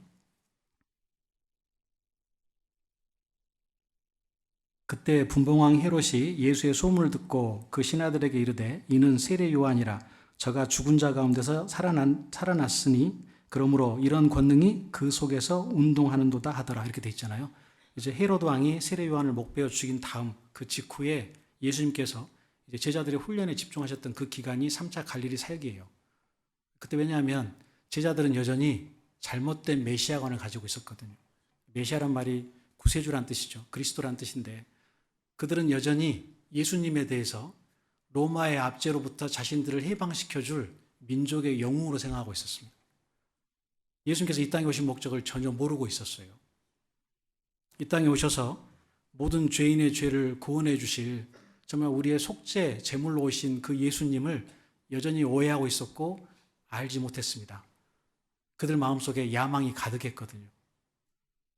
그래서 마태복음 20장에 보면 그 세베대 아들들이 자기 어머니를 통해서 다른 성경에는 직접 얘기했다고 되어 있는데 청탁하잖아요. 주의 나라가 임하실 때 하나는 주의 좌편에 하나는 우편에 앉게 하소서. 여전히 마음속에 세상에 대한 야망, 예수님께서 왕이 되면 우리가 한 자리 해야겠다. 지금까지 고생 끝이다. 이런 마음으로 계속해서 예수님을 따라다녔습니다. 그래서 이때는요, 이제 3차 갈릴리 사역 때는 예수님께서 상당히 이곳저곳 많이 다니셨어요. 저 멀리 두로와 시돈까지도 가시고, 그리고 그 가이사라 빌립보라고 하는 만신전이 있는 그곳에서 아주 중요한 질문을 하시죠. 아까 제가 말씀드렸던 첫 번째로는 사람들은 나를 누구라 하느냐 물어보신 다음에 제자들에게 너희는 나를 누구라 하느냐라고 물어보십니다. 그때 베드로가 정답을 얘기했어요. 저는 그리스도시요 살아계신 하나님의 아들이시니이다. 한 가지 여쭤보겠습니다. 베드로가 진짜 그렇게 믿어서 이렇게 대답했을까요? 어떻게 생각하세요? 아닙니다. 그 사실을 알게 해주신 분은 너희 혈육이 아니라 하늘에 계신 내 아버지다라고 말씀하셨거든요. 성령께서 베드로에게 그 순간 임하셔서 알려주신 거예요. 예수님께서 어떤 분이신지. 베드로가 그 온전한 믿음을 갖고 있었던 게 아닙니다. 어떻게 할 수 있냐면 그 다음 구절에 예수님께서 처음으로 제자들에게 자신이 이 땅에 오신 목적을 말씀하세요. 인자가 대제사장과 서기관들에게 고난을 받고 십자가에 돌아가시고 사흘 만에 살아나리라. 이 말을 하셨습니다. 그런데 거기에 대한 베드로의 반응이 뭡니까? 예수님을 붙들고 가나에 가로되 주여 그리 마옵소서 그리 결코 저에게 미치지 아니하리이다. 시간이 없어서 찾지는 않겠습니다. 예수님을 붙들고 가나에 가로되 우리말에는 조금 이렇게 완곡하게 부드럽게 표현이 되어 있는데요. 어떤 말이냐면 예수님을 붙들고 한 곳으로 데리고 간 거예요. 그리고 가나란 말이 책망하여란 말입니다. 책망하여. 예수님 지금 무슨 말씀하시는 거예요? 예수님께서 그렇게 약한 소리 하면 죽겠다고 얘기하면 우리는 뭐가 됩니까? 그런 일 절대 없을 거니까 걱정하지 말라고. 내가 칼이 있으니까 어떻게든 당신 보호해 줄 거라고 그렇게 말을 한 거예요. 여러분, 만약에 제가 그런 제자나 부하가 있으면 개인적으로 정말 좋을 것 같아요. 그죠? 아이고, 나 죽겠다. 이러다가 나 죽을지 몰라. 그런데 옆에서 뭔 그런 말 하냐고. 힘을 내라고. 내가 절대 당신을 죽게 내버려두지 않겠다고. 충신이잖아요. 근데 예수님은 뜻밖의 의외의 말씀하세요. 예수께서 베드로에게 사단아, 내 뒤로 물러가라. 너는 나를 넘어지게 하는 자로다. 베드로가 왜 그런 예수님께서 하신 말씀에 대해서 반박을 하고 예수님을 책망할 정도로 그렇게 말을 했을까요? 그는 여전히 잘못된 메시아관을 가지고 있는 거예요. 초림하시는 메시아, 초림하실 구세주는 정말 초라한 모습으로 오셔서 우리 모든 사람들의 죄를 대신 질 종으로 오시는 분이잖아요. 그죠? 이사야 40장이라든가 42장이라든가 52장, 53장에 보면 계속 종의 노래가 있습니다. 우리의 대속 제물로 오실, 그 정말 하나님의 어린 양과 같은 그 제물로 오실 예수님. 근데 그걸 인정하지 못하는 거예요. 왜 인정하지 못했을까요? 여전히 믿지 않고 있거든요. 온전한 메시아관이 성립이 안 된 겁니다. 근데 그가 그렇게 예수님에 대해서 온전하게 알지 못했던 그 모든 삶들의 모습을 엿볼 수 있는 것이 바로 방금 우리가 읽었던 마태복음 14장에 있는 사건이죠. 예수님이 어떤 분인지 또 그분의 말씀이 어떤 의미가 있는지 전혀 몰랐던 거예요. 사실 우리도 신앙생활 가운데 이런 두려움과 의심이 빠질 때가 있습니다. 분명히 말씀을 잘 알고 있고 또 실제로 주님을 섬기는 삶을 하루하루 살아가고 있는데 우리 삶 속에도 예기치 못한 고난을 만날 때가 있거든요. 여기 제자들도요, 자신들의 임의로 바다로 간 게 아니라, 호수를 건너는 게 아니라 예수님 명령을 듣고 건너편 바다로 향했잖아요. 그죠?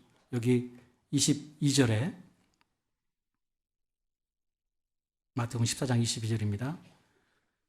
예수께서 즉시 제자들을 재촉하사 자기가 무리를 보내는 동안에 배를 타고 앞서 건너편으로 가게 하시고, 이렇게 돼 있잖아요. 빨리 건너편으로 가라고 예수님께서 말씀하신 거예요. 예수님께서 여기 보시면 즉시 재촉하사라고 말씀하시잖아요. 왜 그랬냐면 여기 바로 앞에 있는 사건이 바로 유명한 오병이어의 사건입니다. 예수님께서 그 아이가 가지고 있는 그 떡 5개, 물고기 2마리로 5,000명을 먹이셨죠. 그리고도 12바구니가 남았잖아요. 근데 그거를 직접 체험했던 사람들이 어떤 반응을 보였습니까? 아, 이분만 있으면 우리가 이제 잘 먹고 잘 살겠구나. 이제는 굶주리지 않겠구나. 그래서 마태복음 6장에 보면 똑같은 사건이 기록된 마태복음 6장을 보면 예수님을 잡아서 뭘 삼으려고 그랬어요? 왕을 삼으려고 했습니다. 이때 어떻게 보면 예수님의 인기가 가장 극도에 달할 때였죠. 더군다나 제자들 마음속에는 여전히 잘못된 메시아관이 있는 거예요. 저분이 왕이 되면 우리가 한자리 할 텐데. 만약에 그런 예수님에 대한 기대를 가지고 있는 그 사람들과 군중과 제자들이 만나요. 서로 의기투합해요. 어떤 일이 일어날까요? 예루살렘으로 가자! 우리가 예수님 왕으로 만들자! 분명히 그랬을 거예요. 예수님께서 그들을 즉시 재촉해서 갈라놓으신 거예요. 제자들을 배를 태워서 건너편 바다로 가게 하셨죠. 예. 이걸 가버나움으로 가게 하셨다. 또는 다른 성경은 벳세다라고 얘기하는데요. 결국 벳세다로 가서 예수님께서 가셔서 만나서 가버나움으로 가실 그런 계획이었습니다. 그래서 결국 그렇게 명령을 내리고 예수님은 기도하러 따로 산에 올라가셨죠. 근데 그때 배에 탄 제자들에게 어떤 일이 있었냐면 24절에 배가 이미 육지에서 술이나 떠나서 바람이 거슬림으로 물결을 인하여 고난을 당하더라. 예수님 말씀대로 순종해서 배를 타고 떠났는데 갑자기 엄청난 풍랑을 만난 거예요. 특별히 이제 이 갈릴리 호수, 아까 바다라고 말씀드렸는데 거기는 해발 마이너스 200m입니다. 그러니까 해수면보다 더 낮아요. 200m나. 그런데 그 주위에는 헐몬산이 있어요. 이스라엘에서 가장 높은 산이죠. 그래서 헐몬산의 차가운 공기가 이렇게 밀어닥칠 때 여기 그 갈릴리 호수는 낮은 지대에 있기 때문에 온도가 따뜻할 거 아니에요. 서로 찬 공기와 더운 공기가 만납니다. 그래서 이상 기온이 되면서 2m 이상의 풍랑이 일었대요. 그 당시에. 이때가 아마 그런 상황이었을 겁니다. 그래서 배가 정말 그 파손될 정도로 침몰할 정도로 엄청난 풍랑이 일어난 것이죠. 그래서 그 제자들이 엄청난 고난을 겪고 있습니다. 사실은 이것도 우리에게 많은 교훈을 주죠. 때때로 주님의 명령을 잘 순종하고 또 신앙 가운데 온전한 삶을 살려고 정말 애쓰고 수고하면서 주님을 가장 우선순위에 두고 살고 있는데 그럼에도 불구하고 예기치 못한 고난이 올 때가 있습니다.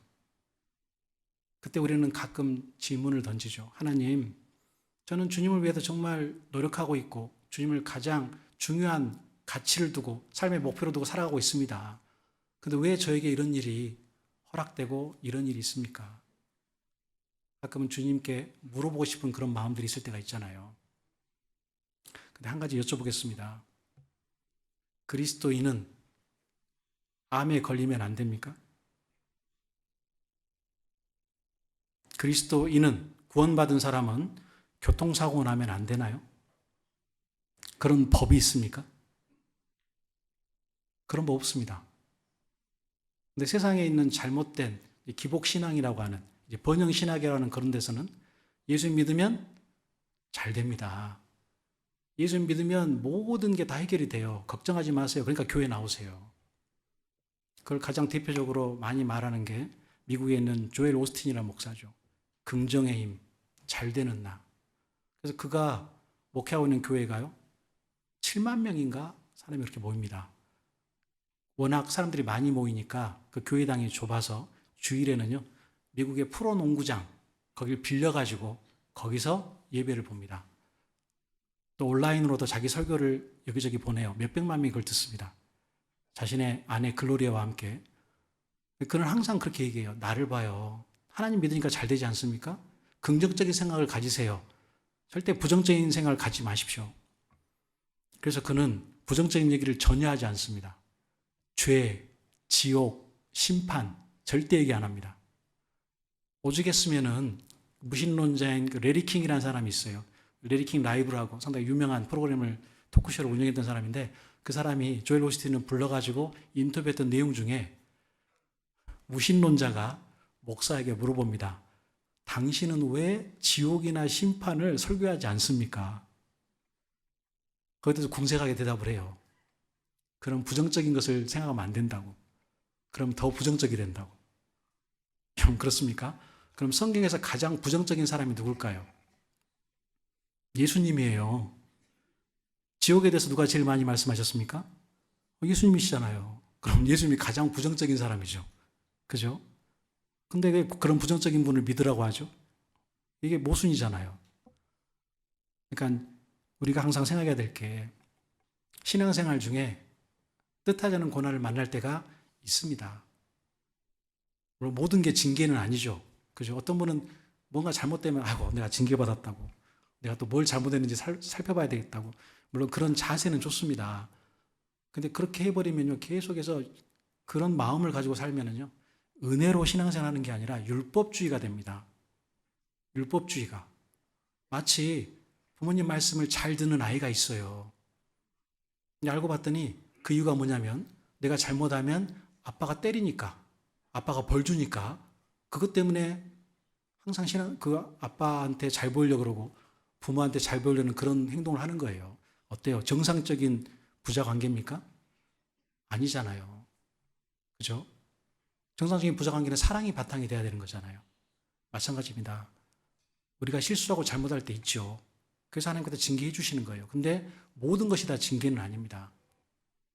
때때로 하나님께서 우리에게 극한 고난과 환난을 허락하실 때가 있어요. 그 이유가 뭘까요? 하나님께 더 의지하라고 내 믿음을 성장시켜서 그 믿음을 통해 하나님 앞에 섰을 때 영광과 충성된 자에 대한 상급을 주시려고 그 고난을 허락해 주시는 겁니다. 대표적인 예가 사도 바울이죠. 사도 바울은 얼마나 많은 환난을 당했습니까? 고린도후서 11장에 보면 정말 강의 위험과 강도의 위험과 거짓 형제의 위험과 40에 하나 감한 그 매를 5번이나 맞고 엄청나게 고생했잖아요. 그는 살 소망이 끊어질 정도로 고생했다라고 말합니다. 근데 사도 바울은 그 모든 고난을 이겨내고 마침내 승리의 삶을 살았죠. 그 이유는 뭐냐면 그 고난 중에 담겨져 있는 하나님의 뜻을 오해하지 않고 정확하게 알았기 때문입니다. 잡아두시고요. 고린도후서 1장을 보시죠.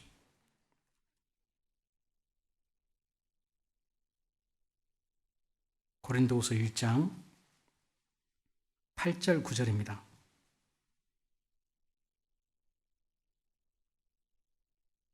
고린도후서 1장 8절 9절 말씀. 네, 같이 읽으시죠. 형제들아, 우리가 아시아에서 당한 환난을 너희가 알지 못하기를 원치 아니하노니 힘에 지나도록 심한 고생을 받아 살 소망까지 끊어지고 우리 마음에 사형 선고를 받은 줄 알았으니 이는 우리로 자기를 의뢰하지 말고 오직 죽은 자를 다시 살리시는 하나님만 의뢰하게 하심이라. 여러분, 우리에겐 여전히 죄성이 남아있어요. 여전히 자아가 강합니다. 그래서 만약에 내가 항상 잘 되고 뭔가 모든 일에 만사형통하잖아요. 그럼 하나님 찾을까요? 안 찾을까요? 안 찾습니다. 실제로 저도 마찬가지지만 우리 신앙생활 중에 언제 가장 하나님께 간절히 기도합니까? 언제 말씀이 정말 달게 느껴지고 내 심령이 온전하게 심겨지죠? 편하고 아무 일이 없을 때입니까? 뭔가 고난이 있고 어려움이 있을 때입니까? 사실은 후자죠. 저도 그런 것 같습니다.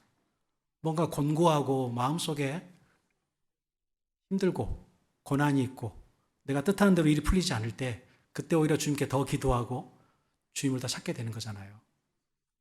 사도 바울은 그걸 깨달은 거예요. 정말 엄청난 고난을 받았죠. 살 소망까지 끊어질 정도로 또 사형 선고를 받은 줄 알았다고 돼 있잖아요. 아, 이제 죽겠구나. 이제 죽는구나. 근데 그 고난 속에 담겨지는 하나님의 뜻을 온전하게 알았죠. 그 뜻이 뭐냐? 주님만, 하나님만 의뢰하고 자기를 의뢰하지 말라고요. 혹시 우리 구립교회 성도님 중에도 남들은 잘 알지 못하는 어떤 고난과 애통함이 있는 분이 계실지 모르겠습니다.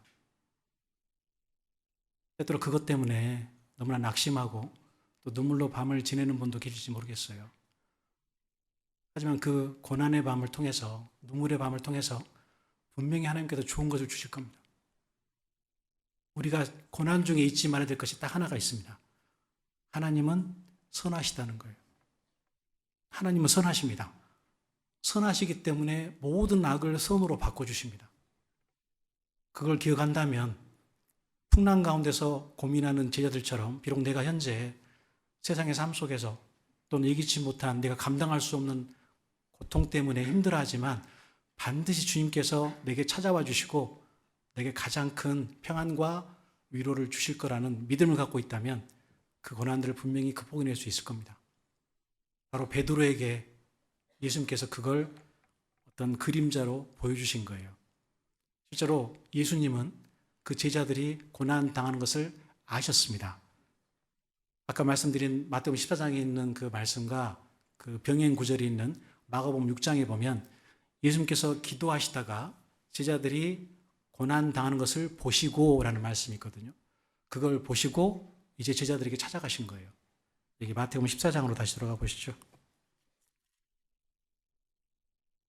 마태복음 14장 25절 26절입니다. 14장 25절 26절 말씀 제가 읽겠습니다. 밤 사경에 예수께서 바다 위로 걸어서 제자들에게 오시니 제자들이 그 바다 위로 걸어오심을 보고 놀라 유령이라 하여 무서워하여 소리지르거늘. 밤 사경이면은요, 이제 이 당시에 이스라엘에서 저녁 6시부터 새벽 6시를 4등분 했습니다. 그래서 1경, 2경, 3경, 4경 이렇게 나누는데 4경이면 가장 마지막 시간이죠. 새벽 3시부터 6시까지예요. 그러니까 가장 어두울 때겠죠. 해 뜨기 전에. 그럴 때 예수님께서 제자들의 고난을 보시고 이제 바다 위를 걸어서 제자들에게 오셨어요. 근데 제자들은 예수님을 보고 뭐라고 하죠?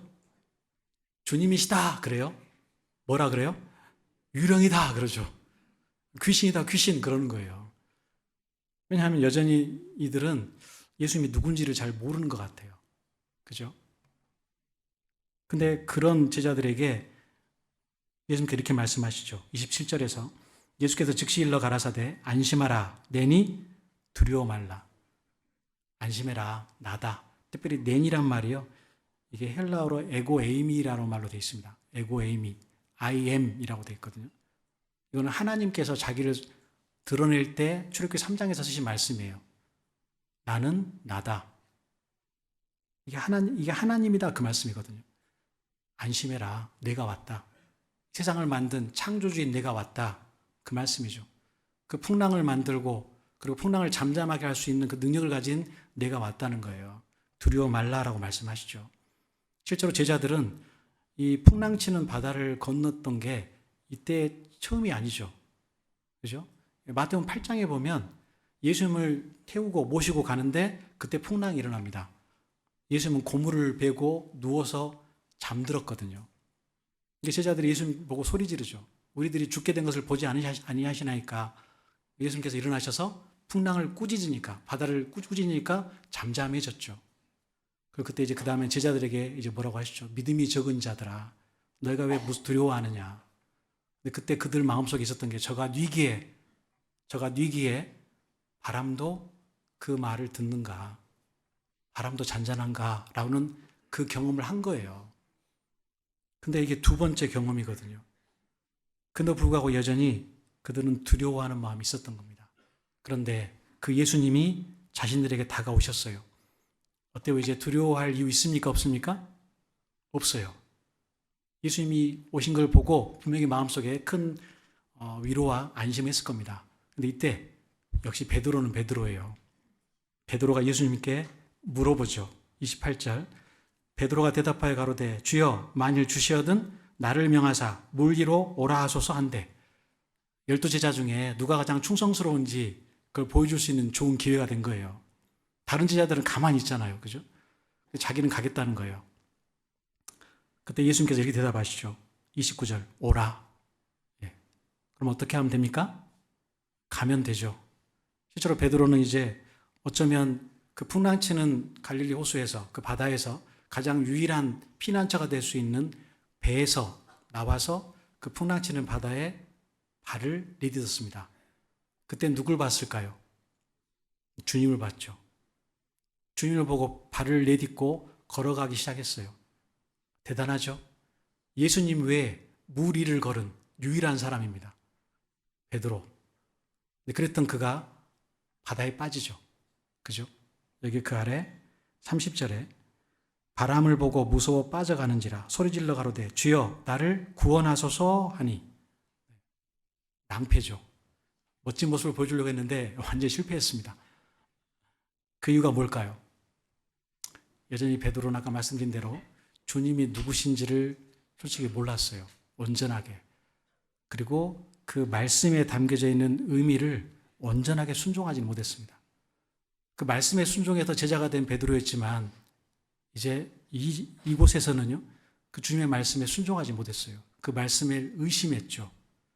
그러니까 빠져든 겁니다. 사실 이거 우리 신앙생활에 큰 교훈을 줍니다. 신앙생활에 두 기둥이 있어요. 물론 여러 가지 요소가 있겠지만 이 말씀을 통한 교훈을 받아보자면 신앙생활의 두 기둥은 뭐냐면 주님이 누구신지를 알아야 됩니다. 주님이 누구신지, 하나님이 누구신지, 그리고 그 하나님의 말씀은 뭐라고 하시는지. 즉 신앙생활은 주님과 그분의 말씀이 무엇인지를 정확하게 알고 거기에 의뢰하는 것, 그걸 믿음이라고 할 수 있는 것이죠. 베드로는 아직 여전히 주님이 누구신지를 알지 못했습니다. 오병이의 기적을 체험하고도 여전히 주님이 어떤 분인지를 몰랐던 거예요. 그래서 주님을 바라보고 가면 되는데 주위 상황을 보게 된 것이죠. 주님만 보면 되는데. 그죠? 실제로 우리도요, 삶 속에서 이런 고난을 당할 때 주님만 바라보고 주님께서 우리에게 주신 그 능력을 의지해서 하나하나씩 걸어가면 되는데 당황하게 되면 상황을 보게 됩니다. 그 아프리카에 있는 새 중에 비서새라고 있어요. 비서새. 왜 비서새냐면 여기 머리에 그 깃털이 4개 정도가 꽂혀 있어요. 그게 뭐냐면 그게 마치 비서들이 여기 귀에다가 볼펜 꽂고 다니는 것처럼 보인다 그래서 이름이 비서새입니다. 근데 얘가 그 하늘을 날면은요, 날개가 2m인가? 아마 그럴 거예요. 그러니까 엄청나게 잘 나는 새예요. 그래서 가끔 이제 땅에 내려와서 이제 동물들 잡아먹고 그럴 때가 있는데, 근데 얘들이 땅에 내려왔을 때 사자가 나타나잖아요. 그 자기를 공격하면 당황한대요.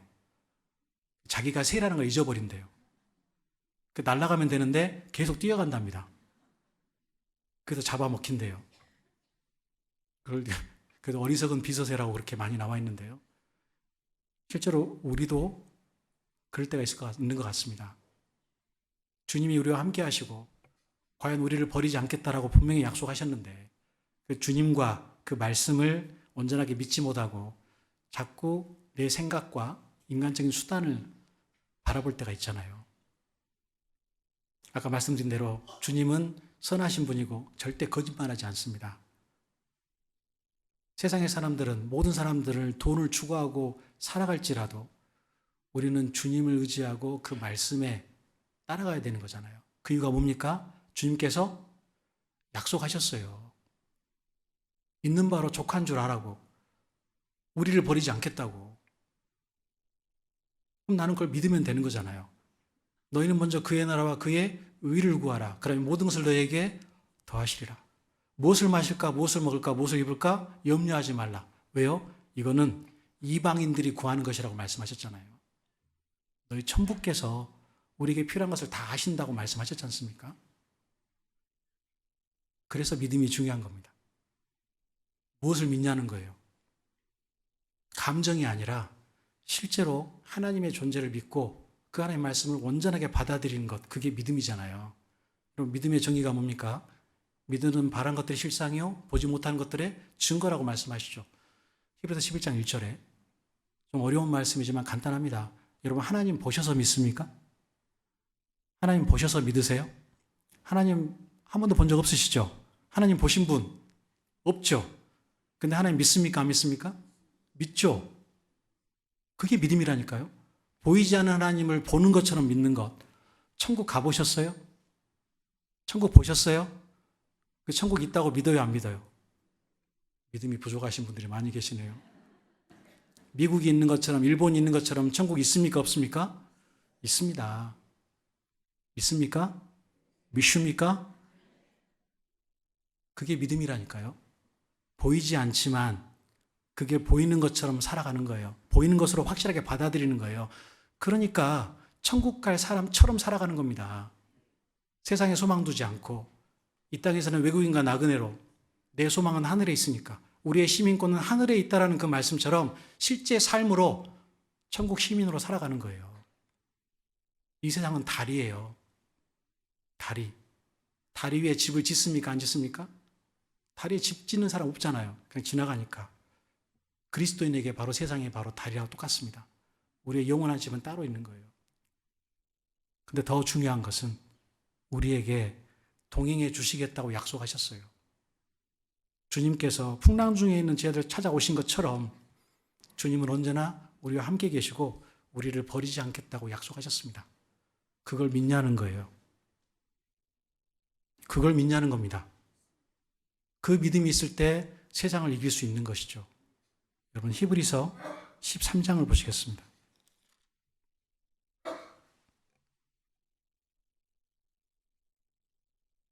히브리서 13장 5절 6절입니다.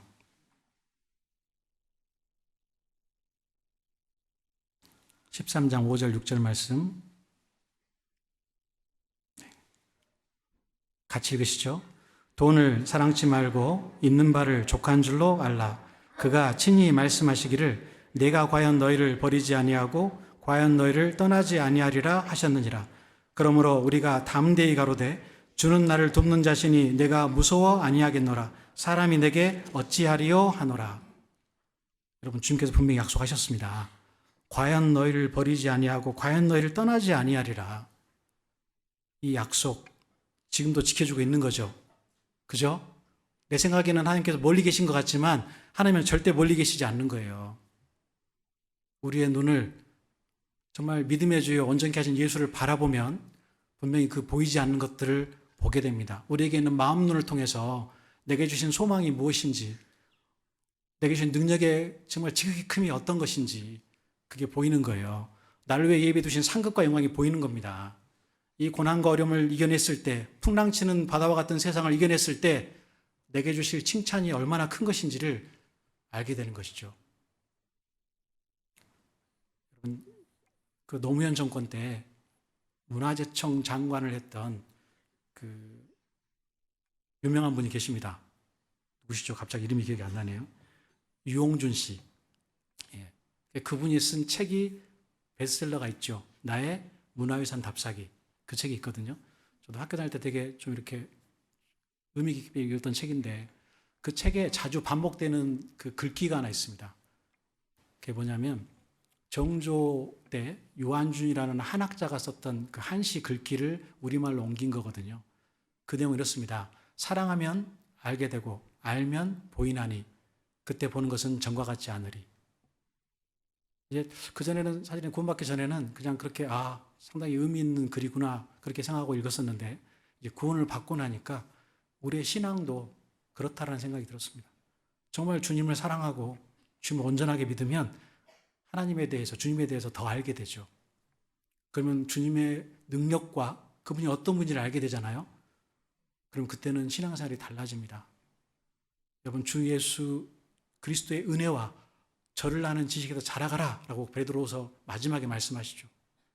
이 풍랑치는 바다에서 의심해서 바다에 빠졌던 그 베드로가 주님 앞에서 그 모든 것들을 다 극복하고 하나님 앞에 쓰임받는 일꾼이 됐던 비결이 바로 거기에 있습니다.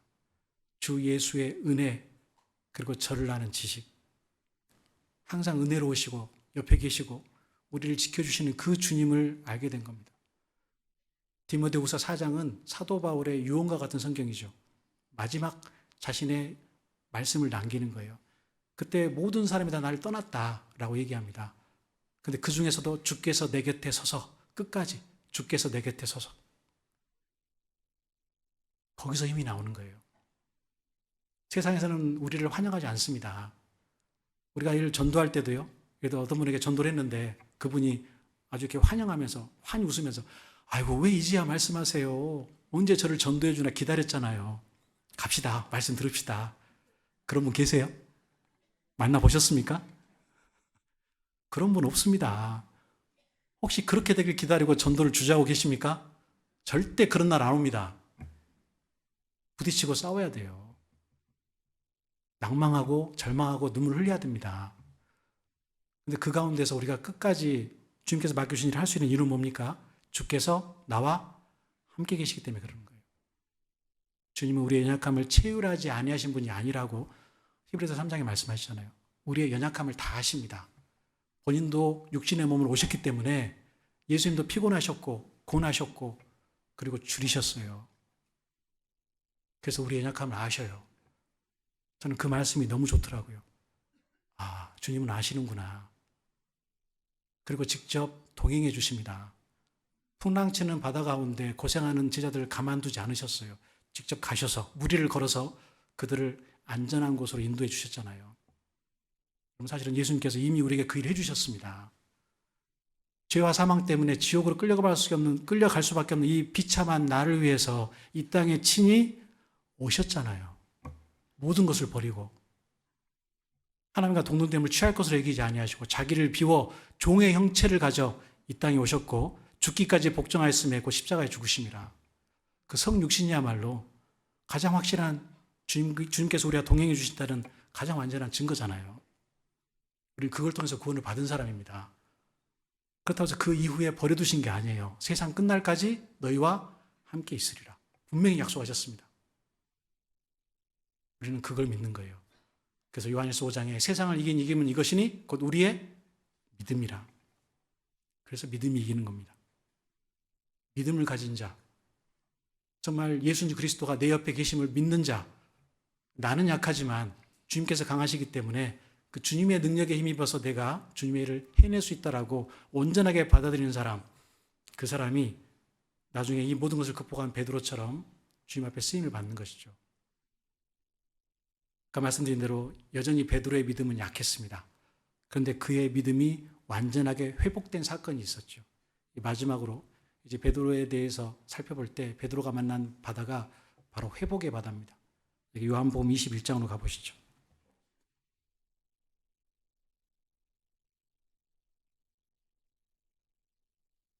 요한복음 21장 15절로 17절 말씀입니다. 요한복음 21장 15절로 17절 말씀. 15절 16절은 제가 읽겠습니다.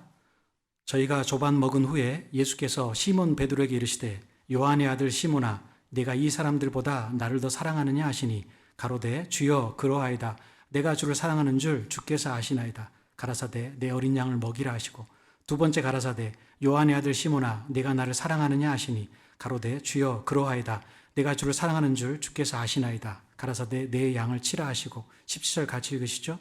세 번째 가라사대 요한의 아들 시몬아 내가 나를 사랑하느냐 하시니 주께서 세 번째 내가 나를 사랑하느냐 하심으로 베드로가 근심하여 가로되 주여 모든 것을 아시오매 내가 주를 사랑하는 줄을 주께서 아시나이다. 예수께서 가라사대 내 양을 먹이라. 이 사건이 일어난 곳이 어디냐면 이제 디베랴 바다라고 돼 있죠. 그 1절에 그 후에 예수께서 디베랴 바다에서 또 제자들에게 자기를 나타내셨으니 나타내신 일이 이러하니라 라고도 쭉 말씀하시거든요. 예수님께서 십자가에 돌아가신 이후에 제자들의 어떤 믿음이 본색이 드러났죠. 그죠? 이제 실망한 거예요. 특별히 베드로는 예수님께서 신문을 받을 때 3번이나 부정했잖아요. 그 전에 예수님께서 그 말씀하셨을 때 베드로는 어떻게 대답했냐면 다 주를 버릴지라도 저는 주를 버리지 않겠습니다. 나머지 제자들은 의문의 일패를 당한 거예요. 그죠? 나는 저것들은 다 버릴지라도 저는 안 버리겠습니다. 그죠? 자기의 의를 드러냈잖아요. 예수님께서 또 말씀하시니까 내가 함께 죽을지언정 주를 버리지 않겠습니다. 죽겠다는 거잖아요. 근데 실상은 어땠습니까? 예수님을 3번이나 부인했죠. 그것도 작은 그 계집종이 얘기했는데. 그것도 마지막에는 저주하여 맹세하여 가로되. 예수님을 저주한 게 아니라 자기 자신을 이제 저주의 대상으로 만든 거죠. 내가 그 말이 맞으면 내가 네 아들이다 뭐 이런 거 있잖아요. 내가 걔 아들이다 이런 거 있잖아요. 그죠? 그런 식으로 저주하고 맹세했다는 거예요. 그 정도로 철저하게 실패했습니다. 철저하게 바닥으로 떨어진 거예요. 그런데 주님은 그런 베드로를 다시 회복시켜 주셨어요. 실제로 베드로는 주님을 사랑했습니다. 가룟 유다가 했던 죄와 베드로가 저질렀던 그 죄 비교해 보면 사실은 베드로의 어떤 예수님을 부인한 것도 가볍지 않습니다. 그것도 3번이나 그랬잖아요. 근데 주님은 그의 마음을 아시고 그의 본질에 들어있는 주님에 대한 사랑을 아시고 그를 다시 회복시켜 주셨습니다. 가룟 유다는 한 번도 주님을 사랑한 적이 없어요. 하지만 베드로는 정말 주님을 사랑했죠. 이게 정말 중요한 우리 신앙의 회복의 조건입니다. 여러분 정말 주님을 사랑하십니까? 세상 어떤 것보다도 주님을 사랑하십니까? 수요 말씀 때 우리 유한 목사님도 항상 그 얘기 하시잖아요. 전도 집회에 온 어떤 집사님, 하나님은 욕심쟁이가 보다고 어떻게 자식보다 더 자기를 사랑하라 그러냐고. 근데 구원받고 나니까 그게 이해가 된다고 말씀하셨다 그러잖아요. 여러분 하나님은 우리의 사랑을 받기를 원하세요. 그게 엄청난 사건 아닙니까? 세상을 창조하신 창조주가 나의 사랑을 받기를 원하세요. 하나님께서 내게 다 주셨습니다. 모든 것을. 그죠? 하루에 10만 번 뛰는 심장도 사실은 하나님께서 멈추시면 끝나는 거잖아요. 나의 모든 생명과 호흡과 만물도 하나님께서 주셨기 때문에 가능한 거예요. 근데 유일하게 내 것이 있습니다. 그게 뭘까요? 그게 내 마음이에요. 그건 내 자유의지로 내가 결정하는 거잖아요. 그죠? 그래서 주님께서 우리에게 뭘 달라고 합니까? 잠언 23장에서 내 아들아 내 마음을 내게 주며. 그 마음이 다른 말로 사랑이잖아요. 주님은 그걸 원하시는 거예요. 신앙생활 가운데 넘어지고 또는 실패하고 죄 중에 빠져 있을지라도 정말 그 마음속에 하나님에 대한 사랑이 있냐는 거예요. 사랑이 있으면 반드시 회복할 수 있습니다. 주님은 실패한 베드로를 이렇게 세우셨어요. 우리도 마찬가지입니다. 신앙생활 중에 넘어질 때가 있습니다. 때때로 정말 주님을 부인한 베드로처럼 나의 신앙을 부정할 때도 있죠. 구원을 받은 사람은 괴로워합니다. 어떻게든 주님 앞에서 그걸 회복하고 싶은 마음이 있는 거예요. 그때 주님은 내게 물어보실 거예요. 너 정말 나를 사랑하느냐? 나는 너를 사랑한다. 너는 나를 사랑하느냐? 우리에게도 그래서 희망이 있는 겁니다. 내가 주님을 끝까지 사랑하고 그분이 내게 부어주신 은혜를 잊지 않으면요, 반드시 주님께서 나를 회복시켜 주십니다. 풍랑치는 세상 가운데서도 주님을 사랑하는 사랑이 있으면요, 견뎌낼 수 있습니다. 근데 이게 사랑은 아주 중요합니다. 요한계시록에 7교회에 있는 편지를 보내셨잖아요. 7교회 2장부터 3장에. 첫 번째 교회가 에베소 교회죠. 에베소 교회는 완벽한 교회였습니다. 인내가 있었고, 그리고 참고 수고했고요. 그리고 이단적인 교리가 들어온 것을 용납하지 않았습니다. 도덕적으로도 악한 자들을 내쫓았어요. 완벽했어요. 교리적으로, 도덕적으로. 그리고 열심히 있어서도 완벽했습니다. 근데 주님께서 그들을 책망하셨죠. 뭐라고 책망하셨습니까? 너의 처음 사랑을 버렸노라. 세상 가운데서 우리가 사람들이 알지 못하는 비난받는 것은요, 사실은 별거 아닙니다. 우리를 뭐 이단이네 뭐네 말하는 거 그거 사실은 중요하지 않아요. 그건 견딜 수 있잖아요. 그죠? 그들이 오해하는 거니까. 근데 만약에 주님이 나를 책망하셔요. 주님이 그 불꽃 같은 눈으로 나를 바라보시면서 내가 했던 삶에 대해서 책망을 하십니다. 근데 책망의 내용이 뭡니까? 처음 사랑을 버렸다는 거예요. 여러분 그 단어를 잘 주목하세요. 처음 사랑을 잊었노라예요? 버렸노라예요? 찾아볼까요? 요한계시록 2장. 시간이 벌써 이렇게 됐네요. 계시록 2장.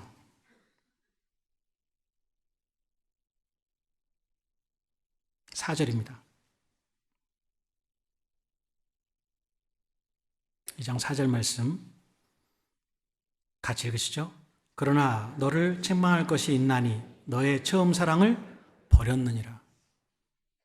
진짜 엄청난 말이잖아요. 처음 사랑을 버렸느니라. 근데 행동은 다해요. 행위는 있어요. 여러분 이건 아주 우리에게 중요한 경고를 주시는 겁니다. 주일 말씀, 수요 말씀 나와요. 봉사도 해요. 전도도 합니다. 그리고 교리적으로 완벽해요. 절대 이단교를 흔들리지 않습니다. 또 삶 가운데서도 거룩한 삶을 살아요. 그런데 뭐가 없어요? 사랑이 없는 거예요. 처음 사랑이. 습관적으로. 그리고 의례적으로 신앙생활 하는 겁니다. 혹시 우리 중에도 그러지 않습니까? 하나님은 우리의 사랑을 보셔요. 그 사랑을 가진 사람은 반드시 회복시켜 주시고 그 사랑을 가진 사람을 가장 중요하게 생각합니다. 여러분, 어떤 남편이 있는데 아내에게 이렇게 얘기합니다. 여보, 나는 당신에게 필요한 모든 것을 다 공급해 주겠소. 내 월급 다 당신에게 주고, 그리고 집에 설거지 하지 마시오. 내가 집에 오면 설거지 다 해주고, 쉬는 날에는 반드시 당신 데리고 드라이브도 하고 여행도 가겠다고. 근데 나는 당신을 사랑하지 않아요. 내 마음은 사무실 미쓰리에게 있어요. 좋은 남편이에요? 좋은 남편이죠. 다 갖다 주는데. 좋은 남편이에요? 아니잖아요. 비록 돈을 많이 갖다 주지 못해도, 그죠? 비록 나한테 뭔가 살가운 말 하지 못하더라도 정말 중심에서 나를 사랑하는 남편이면 그게 진짜 제일 좋은 남편이죠? 한 분만 동의하시네요. 그게 중요한 거예요. 우리도 마찬가지입니다. 우리가 주님께 바치면 뭘 얼마나 바치겠습니까? 솔직히. 다 주님 건데. 근데 과거의 두 랩돈처럼 그 사랑을 보시는 거예요. 오늘 우리 함께 하신 우리 교회 성도님들 말씀 들으러 왜 오셨죠? 하나님을 사랑해서 오셨죠? 안 오면 구역장님이 전화하니까 오신 분 안 계시죠? 그런 마음의 신앙으로는요, 하나님 앞에 온전한 복을 받지 못합니다. 평강이 없습니다. 베드로가 회복됐던 그 중요한 이유에는 바로 사랑이 있는 거예요. 우리 구리교회 성도님들도 하나님을 다 사랑하시리라고 믿습니다. 고난과 어려운 가운데서도 이렇게 피난을 지키고 계시고 또 주위에 있는 많은 영혼들을 인도하기 위해서, 전도하기 위해서 애쓰고 계시잖아요. 주님은 그걸 보셔요. 내가 나를 사랑하는 줄 분명히 아십니다. 그래서 우리에게 더 큰 임무를 맡겨주시고 더 큰 능력을 주십니다. 그걸 기억하면서 항상 우리가 주님 앞에 어떤 선택을 해야 되고 무엇을 버려야 되고 무엇을 붙잡아야 되는지, 내가 정말 주님을 사랑하고 있는지, 세상 가운데 고난과 어려운 가운데 내가 무엇을 의지해서 그 모든 것들을 이겨내야 되는지 오늘 말씀해 주시는 그 교훈을 통해서 하루하루 삶 속에서 정말 주님이 으뜸이 되는 귀한 삶을 살았으면 좋겠습니다. 마지막으로 베드로후서 3장 18절 말씀 읽고 마치겠습니다. 베드로후서 3장 18절 말씀 같이 읽으시죠. 오직 우리 주 곧 구주 예수 그리스도의 은혜와 저를 아는 지식에서 자라가라. 영광이 이제와 영원한 날까지 저에게 있을지어다. 함께 기도하시겠습니다. 하나님 감사합니다. 오늘 주님께서 사랑하시는 귀한 우리 구립교회 형제 자매들과 함께 베드로를 통한 교훈을 우리 마음에 새겨주심을 감사드립니다. 저희가 믿음으로 순종하여 구원을 받고 또 주님과 동행하는 신앙생활을 하고 있지만 여전히 연약한 육신을 가지고 있고 또 세상 가운데 많은 어려움과 두려움을 당할 때가 있습니다. 그럴 때마다 언제나 믿음의 주여 또 온전케 하신 예수 그리스도를 바라보고 또 주님께서 우리에게 주신 약속을 의지해서 세상 가운데 항상 승리하는 삶을 살 수 있도록 항상 도와주시고 이끌어 주시기를 부탁드립니다. 예정되어 있는 많은 집회들 그리고 다가오는 학예 수양에 우리 구리교회 성도님들을 사용해 주셔서 많은 영혼들을 옳은 대로 돌아오게 하는 일에 쓰임받게 해주심으로 저희가 또 다른 베드로 사도로서의 삶을 살 수 있도록 함께해 주십시오. 담임 목사님을 중심으로 성령이 하나 되게 하신 것을 더욱 힘써 지키는 가운데 주님께서 우리를 통해 이루고자 하는 그 귀한 뜻들을 매일매일 성취하며 주님께 영광과 찬송을 돌리는 매일매일을 보낼 수 있도록 함께해 주십시오. 이후에 쓸 모든 우리의 삶 속에 온전히 주님의 영광과 능력이 함께하길 부탁드리며 우리를 사랑하시는 예수님 이름으로 감사하며 기도드립니다. 아멘. 예, 마치는 찬송은 은혜 찬송 221장입니다.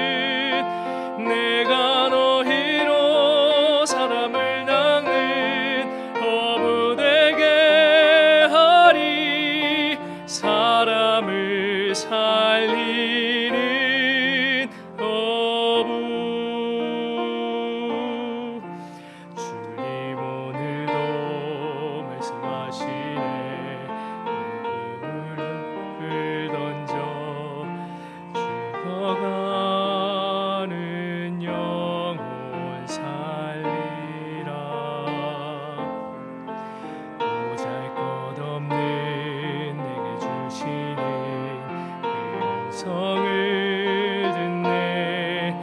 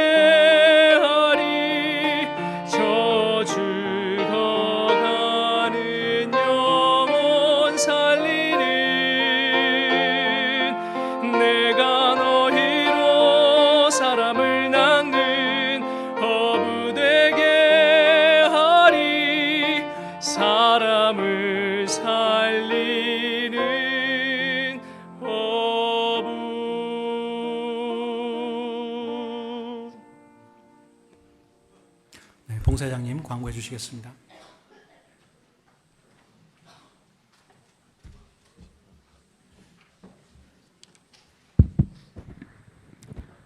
네, 광고 드리겠습니다. 봉사회장이 몸이 안 좋으셔가지고 제가 대신 나왔습니다. 네, 빨리 회복할 수 있도록 기도해 주시면 감사하겠습니다. 교회 소식지 같이 보겠습니다. 예, 교회 소식지 보시면 교회 전도 집회 광고입니다. 3교구 집회가 내일부터 금요일까지 황수일 목사님 인도로 지하 중강당에서 진행됩니다. 함께 참석해 주시고 기도해 주시면 감사하겠습니다.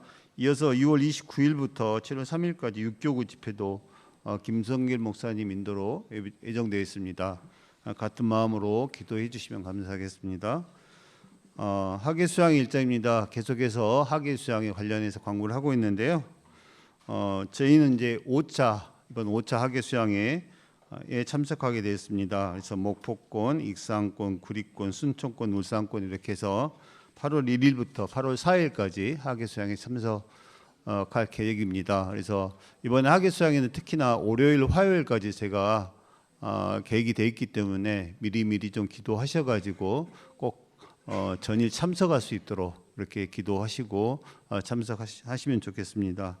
학예 수양에 관련해 가지고 지금 뭐 기도 부탁, 그다음에 광고, 그다음에 이번 다음 주 주일날 또 모두에 특별 모두에도 준비하고 있고요. 또 밴드에도 보셔서 아시겠지만 구역별로 지금 슬로건 영상도 만들어서 지금 광고 올리고 있습니다. 그래서 적극적으로 참고해 주시고 그다음에 댓글도 달아주시면 좋을 것 같습니다. 예, 국내 교회 전도 집회에 참고하시면 될 것 같고요. 교회 소식 관련해서 기도 부탁 취합하고 있습니다. 구역장님들은 꼭 그 서주현 자매님 개인 카톡으로 그 학예 수양 기도 부탁 명단 좀 보내주시면 감사하겠습니다. 결혼식 안내입니다. 금주 토요일 날 6월 20일이죠. 토요일 날 오후 12시 반에 인제교회 김덕님 형제님과 신부 이진주 자매님, 저희 이광호 형제님, 한지은 자매님 자녀죠. 12시 반에 3층 대강당에서 결혼식이 예정되어 있습니다. 많이들 참석하셔서 축복해 주시고 기도해 주시면 감사하겠습니다. 특히 이번 그 결혼식 관련해서는 135교구가 주차 봉사를 담당하십니다. 그래서 10시 반까지 오셔서 식사하시고 주차 봉사 임해 주시면 감사하겠습니다. 주차장 이용 안내입니다. 꼼꼼히 좀 읽어보시고 주변에 많은 민원이 발생할 때가 있습니다. 그래서 주차 이용할 때 주의 좀 해주시면 감사하겠습니다. 그리고 교회 사무실 택배 이용 관련해서도 지금 광고 계속하고 있습니다. 택배 이용하시는 분들은 꼭 주의하셔서 이렇게 이용해 주시면 좋겠습니다. 오늘 모임, 회별 모임, 부서 모임, 이삭부 모임이 있습니다. 모임 해당되시는 분은 꼭 참석하시면 좋겠고요. 다음 주 모임 중에서 주일날 말씀드린 것처럼 학예 수양의 특별 모두회로 제가 영상, 말씀, 특송, 인터뷰 등 다양한 이벤트가 준비되어 있습니다. 그래서 다음 주일 2시 10분부터 학예 수양의 특별 모두회가 있으니 가능하시면 꼭 좀 참석하셔서 같이 교제 나누면 좋겠습니다. 네, 광고 마치겠습니다.